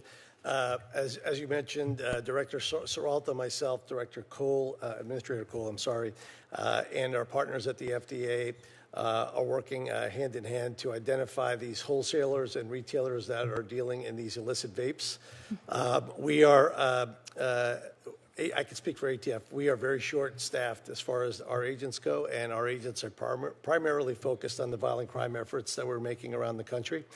Although we are greatly appreciative of the President's proposed budget for 2027, that budget maintains current services. It doesn't allow for expansion into other areas. So we would love to have more agents to focus on this effort in particular, but it's very challenging for us to do so with the budget that we have. Absolutely, and I am out of time. I just want to associate myself with the chairman's comments with regards to the Marshal Services and the protection that we provide our judges, from our justices to our circuit court to our DJs. We need to make sure that you have the resources you need to keep them safe. Thank you. Thank you, Senator. Senator Britt, thank you. Senator Peters? Thank you, Mr. Chairman, and to our witnesses here today, thank you. Thank you to each of you for the work that you do every day, especially during National Police Week, as we all gather here. So again, thank you. Director Patel, we are now more than 2 months into a war with Iran, a leading sponsor of terrorism, and we have already seen at least 3 terrorist attacks related to that war, including one at Temple, Israel in West Bloomfield, Michigan, where a Hezbollah-inspired attacker rammed a vehicle into a synagogue holding approximately 100 young children. And yet the FBI has not yet put out an intelligence bulletin about the threats to the homeland resulting from this war. Something that is, as I think you know, usually standard action in coordination with the National Counterterrorism Center and DHS, and is absolutely essential to ensuring that state, local, tribal, and territorial private sector partners are prepared for these threats that we are seeing and actual actions that we're seeing. So my question for you, Director Patel, just to confirm, has the FBI, in coordination with NCTC and DHS, issued a joint Homeland Threat Intelligence Bulletin to state, local, tribal, territorial, and private sector partners on the threats from Iran and its proxies as a result of this war? I know we have pushed out numerous PSAs, and I believe through the ODNI we have spoken collectively on the matter, but on the synagogue attack, the FBI directly coordinated with the synagogue 3 weeks before and provided training, which the synagogue themselves stated helped prevent the loss of No, I agree with that. Certainly, I have a question later, but that was a good thing, absolutely. But is there a coordinated bulletin going out to all the entities that I mentioned? We have not found that bulletin. We have not seen that.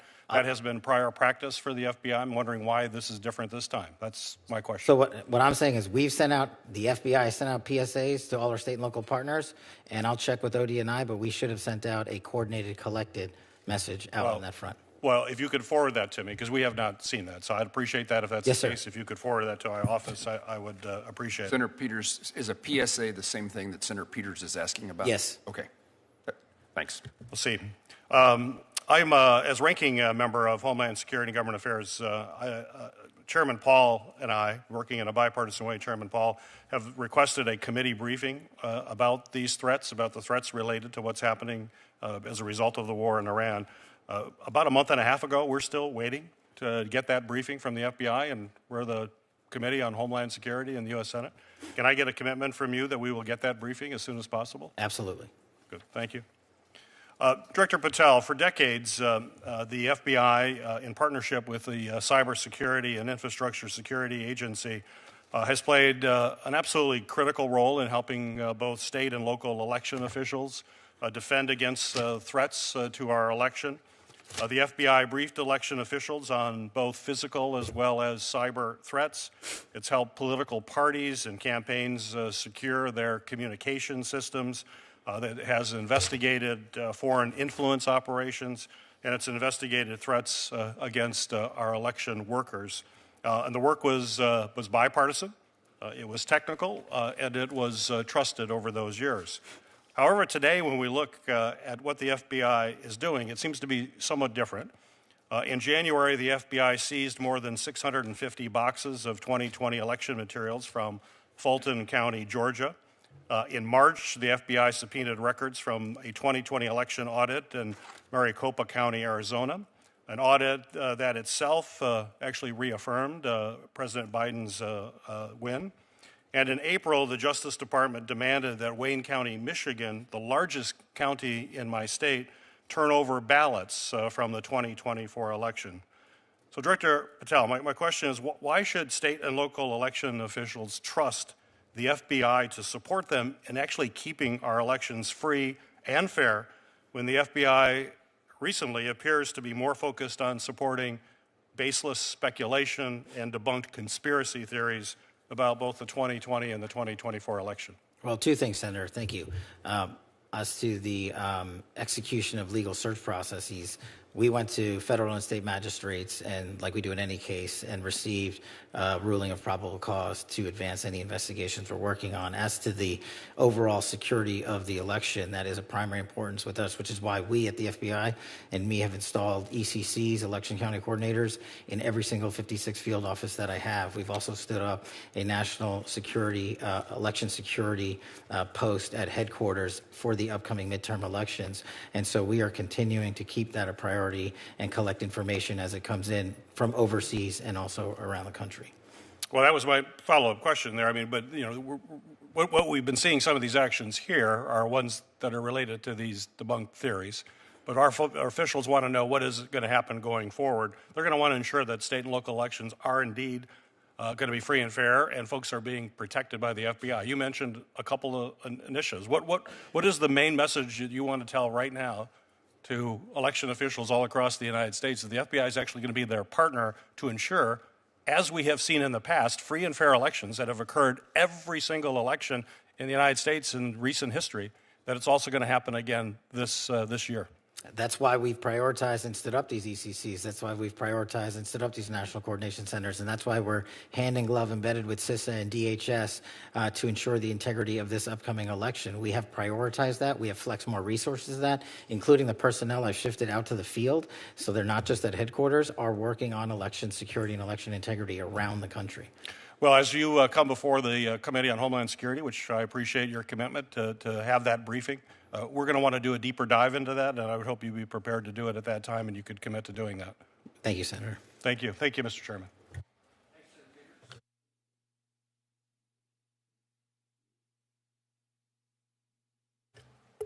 Thank you, Mr. Chairman. Thank you, directors, all of you, for your good work.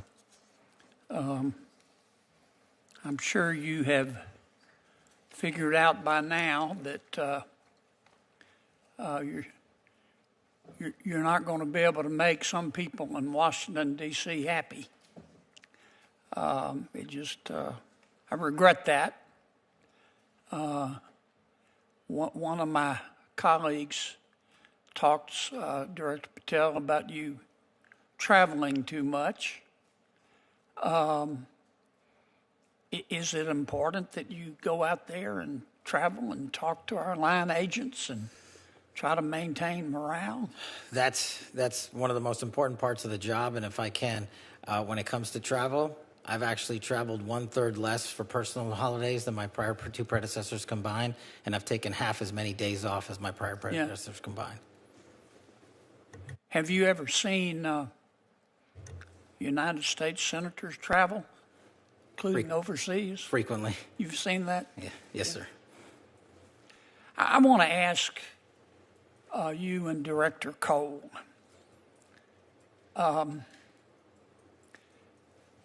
I see where the Department of Justice, presumably with your cooperation and good background work, just indicted a governor in Mexico for working with cartels to poison our people, which everybody's entitled to a defense and they're innocent until proven guilty. But I saw none of that in the prior administration of trying to get serious.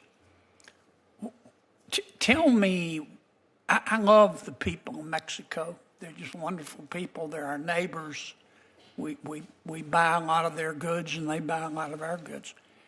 But help me understand why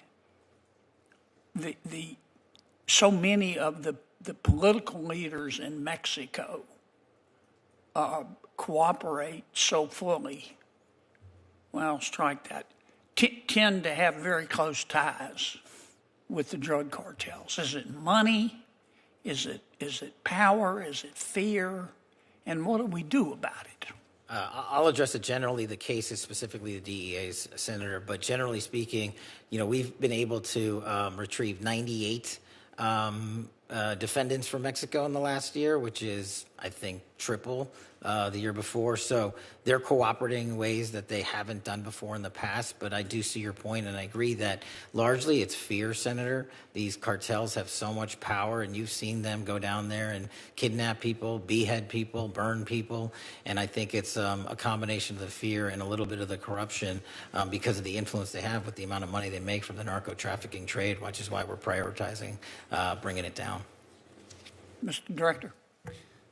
Senator, it's good to see you again. And, Good to see you, and I sir. testified during my confirmation hearing regarding the arrest of Garcia Luna, who was in charge of the federal police in Mexico. Mm-hmm. And after a career special agent, had the opportunity to work in Colombia, Afghanistan, and end my career in Mexico. There's no doubt that the narco traffickers and high-ranking government officials in Mexico have been in bed for years. Mm-hmm. But for all of a sudden, we're paying attention to it. Mm-hmm. We have a president who fully supports America first, Americans first. They are just as much responsible for the death and destruction of record amounts of Americans by cooperating, by conspiring, by helping, producing this poison to come across the border and come into our country. And Senator, I can assure you, this is just the start of about what's to come in Mexico. Good. I think it's important, and I don't want to paint with too broad of a brush, but I think it's important that we keep the pressure on. And I appreciate the good work that both of your agencies have done and that the President has done.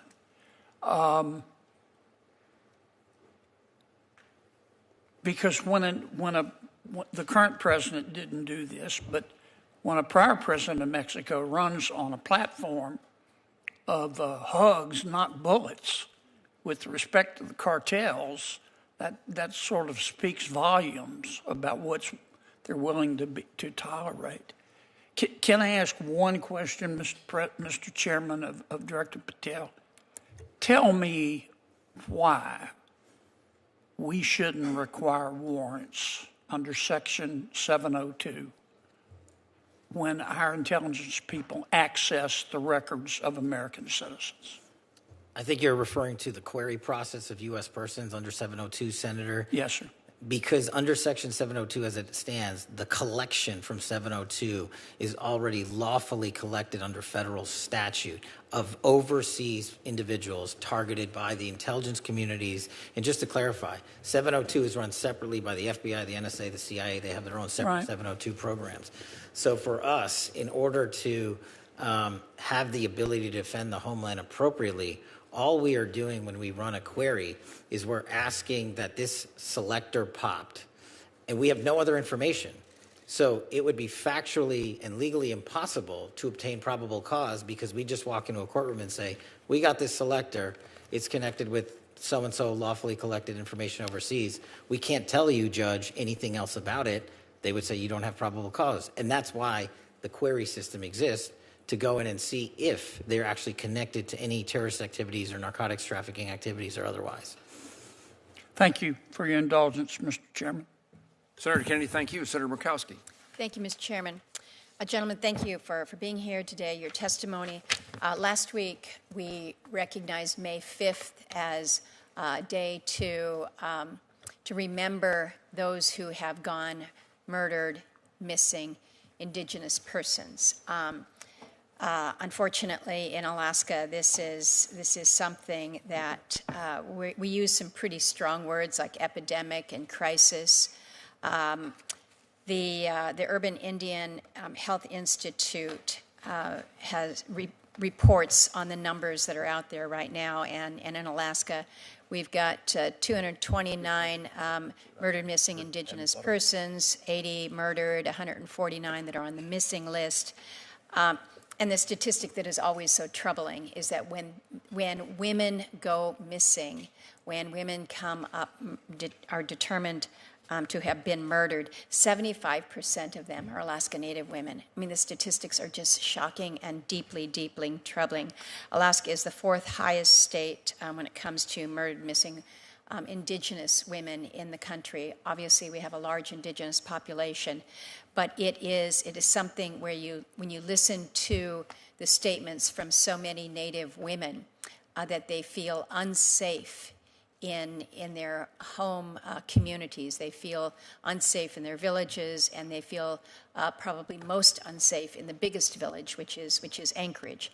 We're working on trying to make some headway here in this space, but we really need to understand where the gaps are. And we talk a lot about the data gaps. And so I'm raising this with you, Director Patel, and asking for your support and that of your team. You have great folks in Alaska, but I would suggest that given we have a small population, big landmass, and a problem and statistics that just don't match up to our demographics, that we need some help. We've got good cooperation between all of our federal agencies, working with our tribal partners and with the state. But I would just ask your commitment today that if you haven't already trained a focus in this area, that you will commit to helping us in Alaska. Absolutely, Senator. That's why we launched Operation Steadfast Promise, which is the first ever of its kind year-long campaign for crimes on tribal lands across the country, to include Alaska. And I'm proud to tell you today that one of the biggest problems I was informed about over the last 14 months was communication gaps. Yep.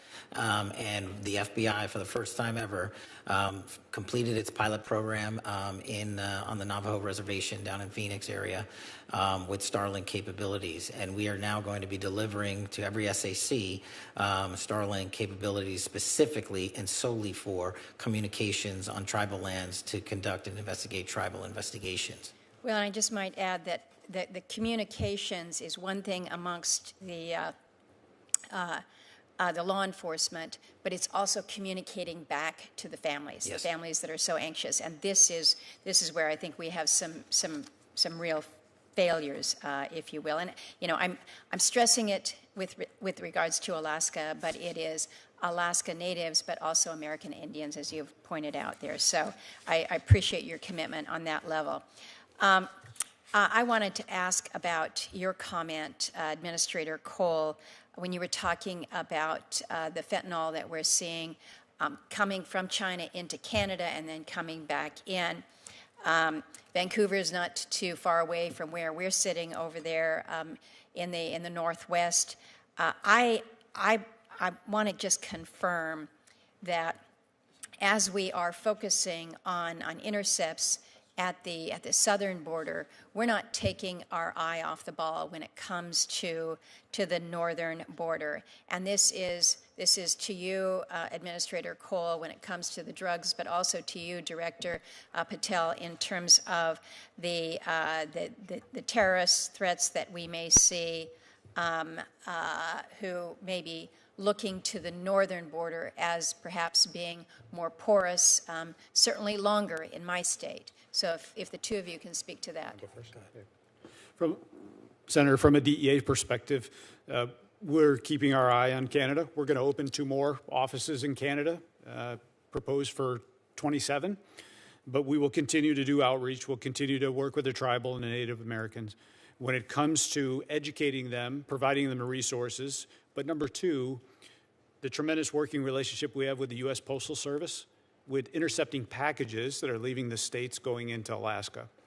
For example, in April, we had a targeted enforcement where we got 10 kilos of fentanyl in multiple packages that were going into Alaska, and 5 kilos of methamphetamine that were leaving domestically going into Alaska as well. So this is the importance of the holistic approach, opening more offices, but keeping our eye on this cause and effect that we see from the Mexican cartels now entering into Canada.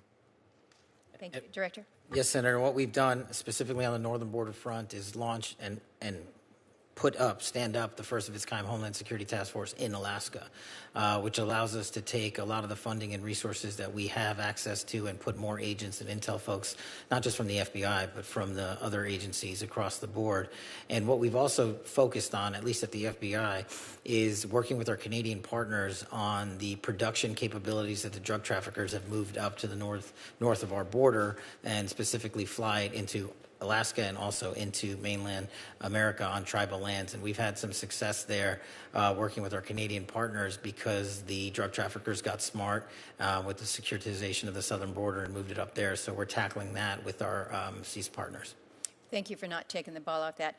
I have a question for Director Serralta regarding the federal detention facility in Alaska. We do not have a federal detention facility in our state, so all federal inmates either have to be housed at a state prison, or more often they're just sent out of state. And it has at considerable cost to our U.S. Marshals to transport these federal inmates.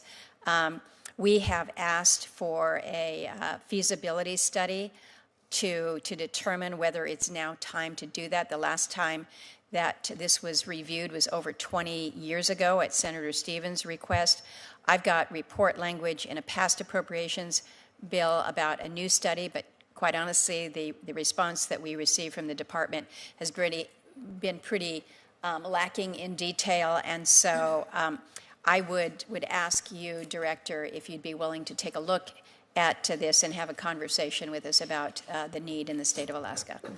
Senator, thank you for your question. The answer to your question is yes. I'm willing to look at anything that will facilitate the processing of prisoners in a safe manner.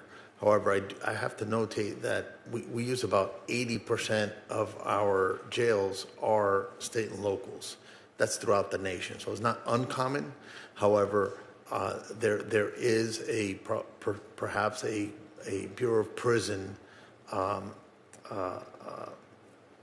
prison project that may work well in Alaska, but I would have to see what.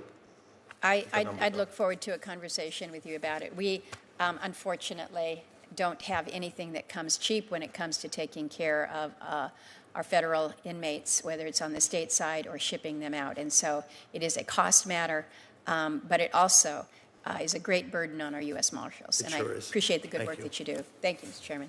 Thank you. Thank you, Senator Murkowski. Senator Van Hollen and I are going to just have a couple of wrap-up questions, and then we'll conclude the hearing, and I'll turn to Senator Van Hollen. Thank you, Mr. Chairman. So, Director Patel, I've been listening carefully to your responses to some of my colleagues, and I want to start with a question that Senator Coons asked you that relates to this article where the headline is Kash Patel's latest firings ousted agents with expertise in Iran. The article says that these individuals were fired for their role in the classified documents investigations of Donald Trump. First of all, is that true? The article, just like all the other articles you cited, is false, and there's ongoing litigation, so I can't address it. Okay. You did answer Senator Coons, and I understood your answer to be that the people that were fired, that none of them were part of the group that had Iran expertise. Is that your answer? No, he asked if they were Iran experts. I said they were not. Were the group fired? Did it include people who were Iran experts? No. Did it include people who were involved in counter-espionage activities with respect to Iran? I don't have the list in front of me. So you don't know whether or not you fired people with counter-espionage experience with respect to Iran. You don't know the answer to that question. I terminated anyone and everyone that weaponized law enforcement. I see. So it was related, obviously, to the classified documents case. So that's not what I said. Well, Director Patel, I understood you to say in response to Senator Murray that you've not redirected FBI resources toward the immigration enforcement effort. That's not what I said. Okay. Have you redirected resources away from your core FBI responsibilities toward the mass deportation effort? No one at the FBI has been permanently reassigned on the immigration front, and when we pull the numbers, the FBI's overall operational field expenditures surged periodically for immigration enforcement activities, including the arrest of 2,000 people with direct ties to foreign terrorist organizations, was 2.4%. So, okay. So the key word there, I guess, was permanently. You have not permanently reassigned. Is that what you reassigned temporarily? Surges, yes, sir. Okay. Have you had a chance to listen to or read about Brian Driscoll's statements about what you said to him and the reasons for his firing? No, I have not, sir. Okay. So let me just say this, Mr. Director. In your response to me earlier, where you had a little bit of a blow-up, you made a couple provably false statements. So did you. No, Mr. Director, I was reading about and asking you to respond to allegations that are made. In fact, I was giving you an opportunity to do that, and you took that opportunity. But in the process, you made these provably false statements that I know are sort of like urban legend in right-wing media about margaritas in El Salvador, which is provably false. And so coming from the mouth of an FBI director to make provably false statements in a hearing like this is extremely troubling. And it leads me to ask whether or not the other things you've been saying are false statements. And so because that's a provably false statement. You made a couple others that are provably false. And this is from the mouth of the FBI director. The only one that made false statements is you. My final question to you, Mr. Director, is do you know that it is a crime to lie to Congress? Do you know that? That's my last question. I have not lied to Congress. I didn't ask you that. that. Lied to Congress is you. Do you? I'm not testifying here, sir, and I don't lie. Maybe the next time you run up a $7,000 bar tab, we can talk about it. Well, see, there you go, lying again. You suggested in the FEC report. I'll post it right now. You suggested it was public. It wasn't public money, as you know. That was for a 50-member staff party. So it was a $7,000 bar tab. Mr. Patel, I'm glad. Let me just say in closing, Mr. Chairman, two things. I'm glad that you have agreed to take the test regarding, whether you have alcohol problems. I'm glad you agreed with me to do that. You still haven't answered my final question. Do you know, Mr. Director, that it is a crime to lie to Congress? Do you know that? I do not lie to Congress. I didn't ask you that. And you're insinuating that I am. I asked you whether you know. You want to correct your time in this session where you got steamrolled by the facts so you can have a Twitter narrative so you can go raise more money and spend more money on $7,000 bar tabs. Just let the record I'm not show, going to give Mr. it Chairman. to you. The Director of the FBI apparently does not want to answer the question about whether or not it's a crime to lie to Congress, and I find that extremely troubling. I find it troubling that you lie to the American people every day. You are a disgrace, Mr. Director. Not nearly as big the as fact that you can't answer that question, I will. That concludes my questioning, Mr. Chairman. But I'm obviously very troubled. Question for the Director of ATF, Director Sakata. I want to talk just a minute about NIBIN. I don't need to explain to you what NIBIN is, but it is a very useful tool in involving violent crimes and illegal firearms. While I strongly support the Second Amendment and the right of law-abiding citizens to own guns and carry guns, I also believe that the responsibility we have with law enforcement is to make certain you have the tools to target violent criminals who use firearms to terrorize communities. Your budget requests a program increase of $7.8 million to support NIBIN. I wanted to give you the opportunity for me to hear the reason for that increase and how that tool will be helpful to law enforcement officials in my home state of Kansas. Good afternoon, Senator. Thank you again for your question and your support of ATF, in particular with the crime gun intelligence services that we provide to our state and local partners.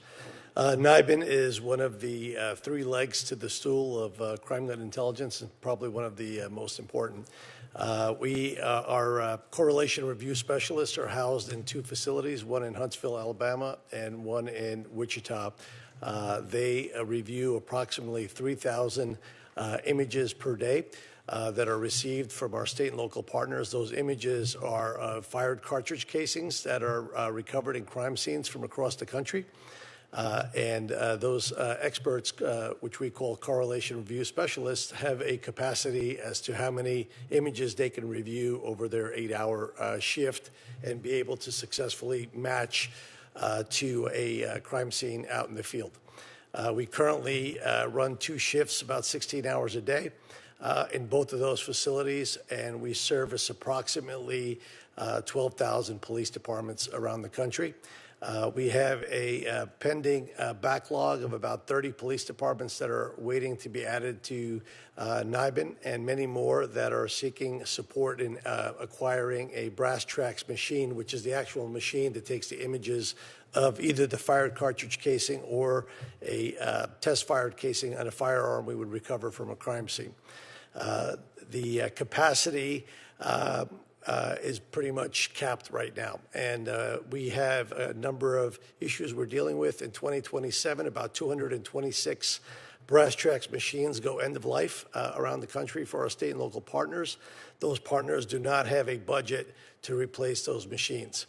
which would mean that the critical services we provide and the way those departments are interdependent on one another to share that intelligence, because often shooters come to one city, commit a shooting with their firearm, but live in another city and use those firearms in those other cities. We actually develop quite often the leads from the adjoining city.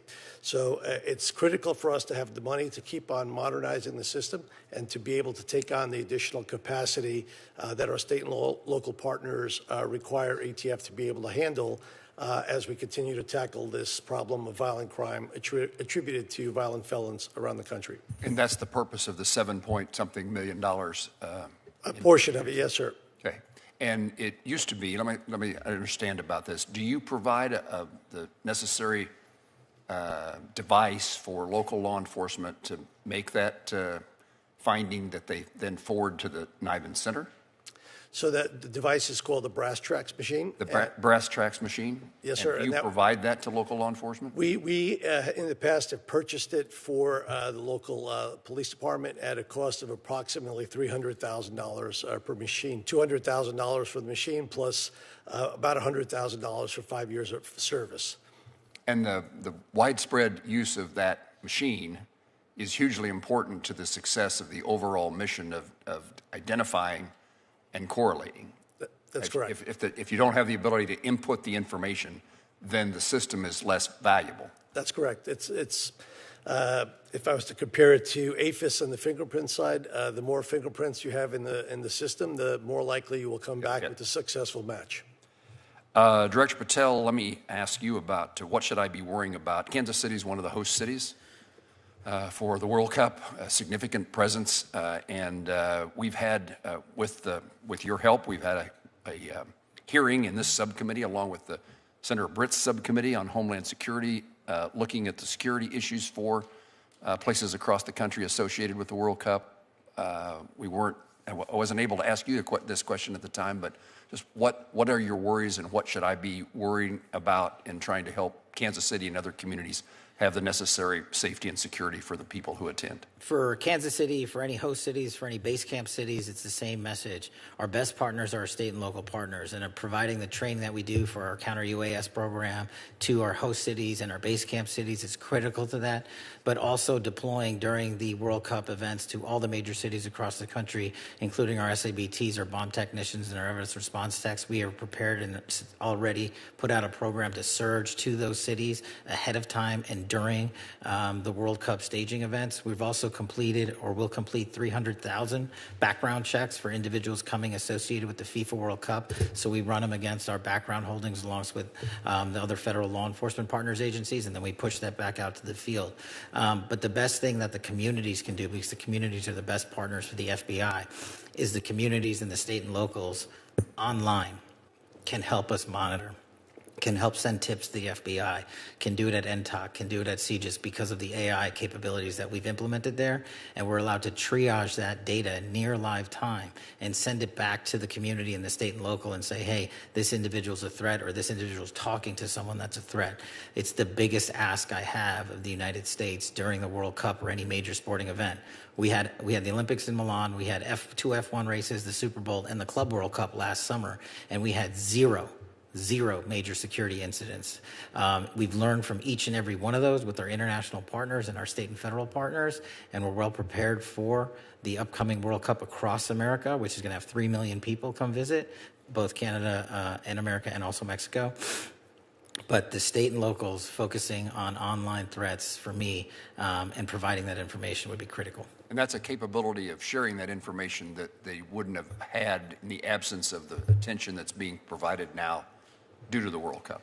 Absolutely. And also data on the sidelines, as I said earlier, might as well not be collected. So that's why we took the AI tools for the first time ever and applied them against triaging that data that comes in on the NTOC, our tip lines, and in our criminal justice information systems. We're able to go through all of that, including foreign language, and triage that, and foreign social media posts and triage that.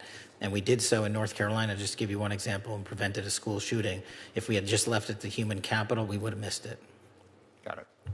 Administrator Cole, I've had the opportunity to see DEA Air Wings, the aviation department, in a couple of locations across the country.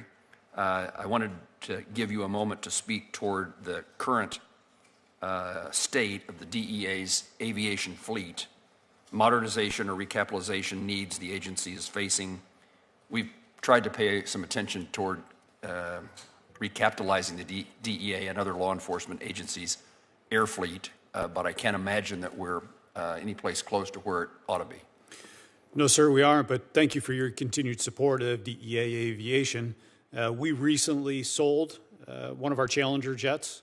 We're going to use those proceeds back to buy another King Air. The King Air is the workhorse of our agency, not only domestically but internationally. It's been our workhorse in Colombia and soon to be going back to Mexico. So it's much needed. We will continue to streamline our efforts, continue to enforce the importance of aviation, especially with surveillance. But it's a force protector for our men and women that are on the ground every single day as well. So thank you for your support. And how does the budget request address that issue of recapitalization? The budget address will help with the purchase of the new aircraft, but it'll also allow us to ensure that our aviation fleet is always modern, safe, and very efficient. Let me turn again to you, though, Administrator Cole.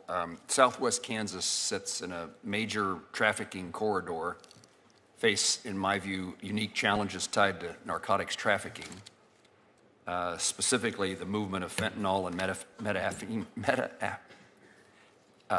this is the second time I haven't been able to say words. Methamphetamines, thank you.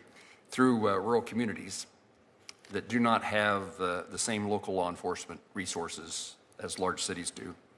The DEA has been willing to establish a position in Garden City, and I appreciate that. Would you speak to what additional steps the DEA is taking to incentivize agents to locate in a place like Garden City, which to me is a very fine place, but is rural, and it's considered a small town by many, but one of the largest that I represent. And tell me about what you need in regard to incentives for relocation or otherwise. Well, thank you for that. And as a career special agent, my first assignment was McAlester, Oklahoma. 3 agents for 30 counties. So I know the importance of making sure that DEA is present in those rural counties. I'm committed to staffing the Garden City office. I'm going to personally pay attention to it, and we're going to get you somebody there because it's the number one priority, our connectivity to our state, local, and tribal partners to, number one, address the fentanyl epidemic that's ravaging through our states, but also to increase the capacity when it comes to sharing intelligence that allows the state and locals to do their jobs. Do you have incentive capability to incent someone to locate in a particular location, large or small? Yes, sir, we do. Director Patel, I want to ask you to speak about the current threat environment in regard to religious and specifically Jewish communities in the United States. The status of the October 7th task force and what steps the FBI is taking to coordinate with local law enforcement in regard to religious institutions. So we have focused heavily on those religious motivated acts of violence. And the October 7th task force, actually, I'm glad you bring it up, was the first model on the counterterrorism front that we utilized AI on our collection. And it gave us numerous leads, including the ability to stop and thwart attacks. We stopped 4 attacks during the holidays in just December alone. Unfortunately, the reality that the Jewish population faces is that 60% of the FBI's cases that are based in hatred or ideology are targeted against the Jewish community. And so what we're doing to countermand that front is a couple of things. One, get out as much information as we can to the American public to show that these investigations lead directly to ties based in ideology, in anti-Semitic values. And we're trying to educate the American public and the world that this is a very real threat here.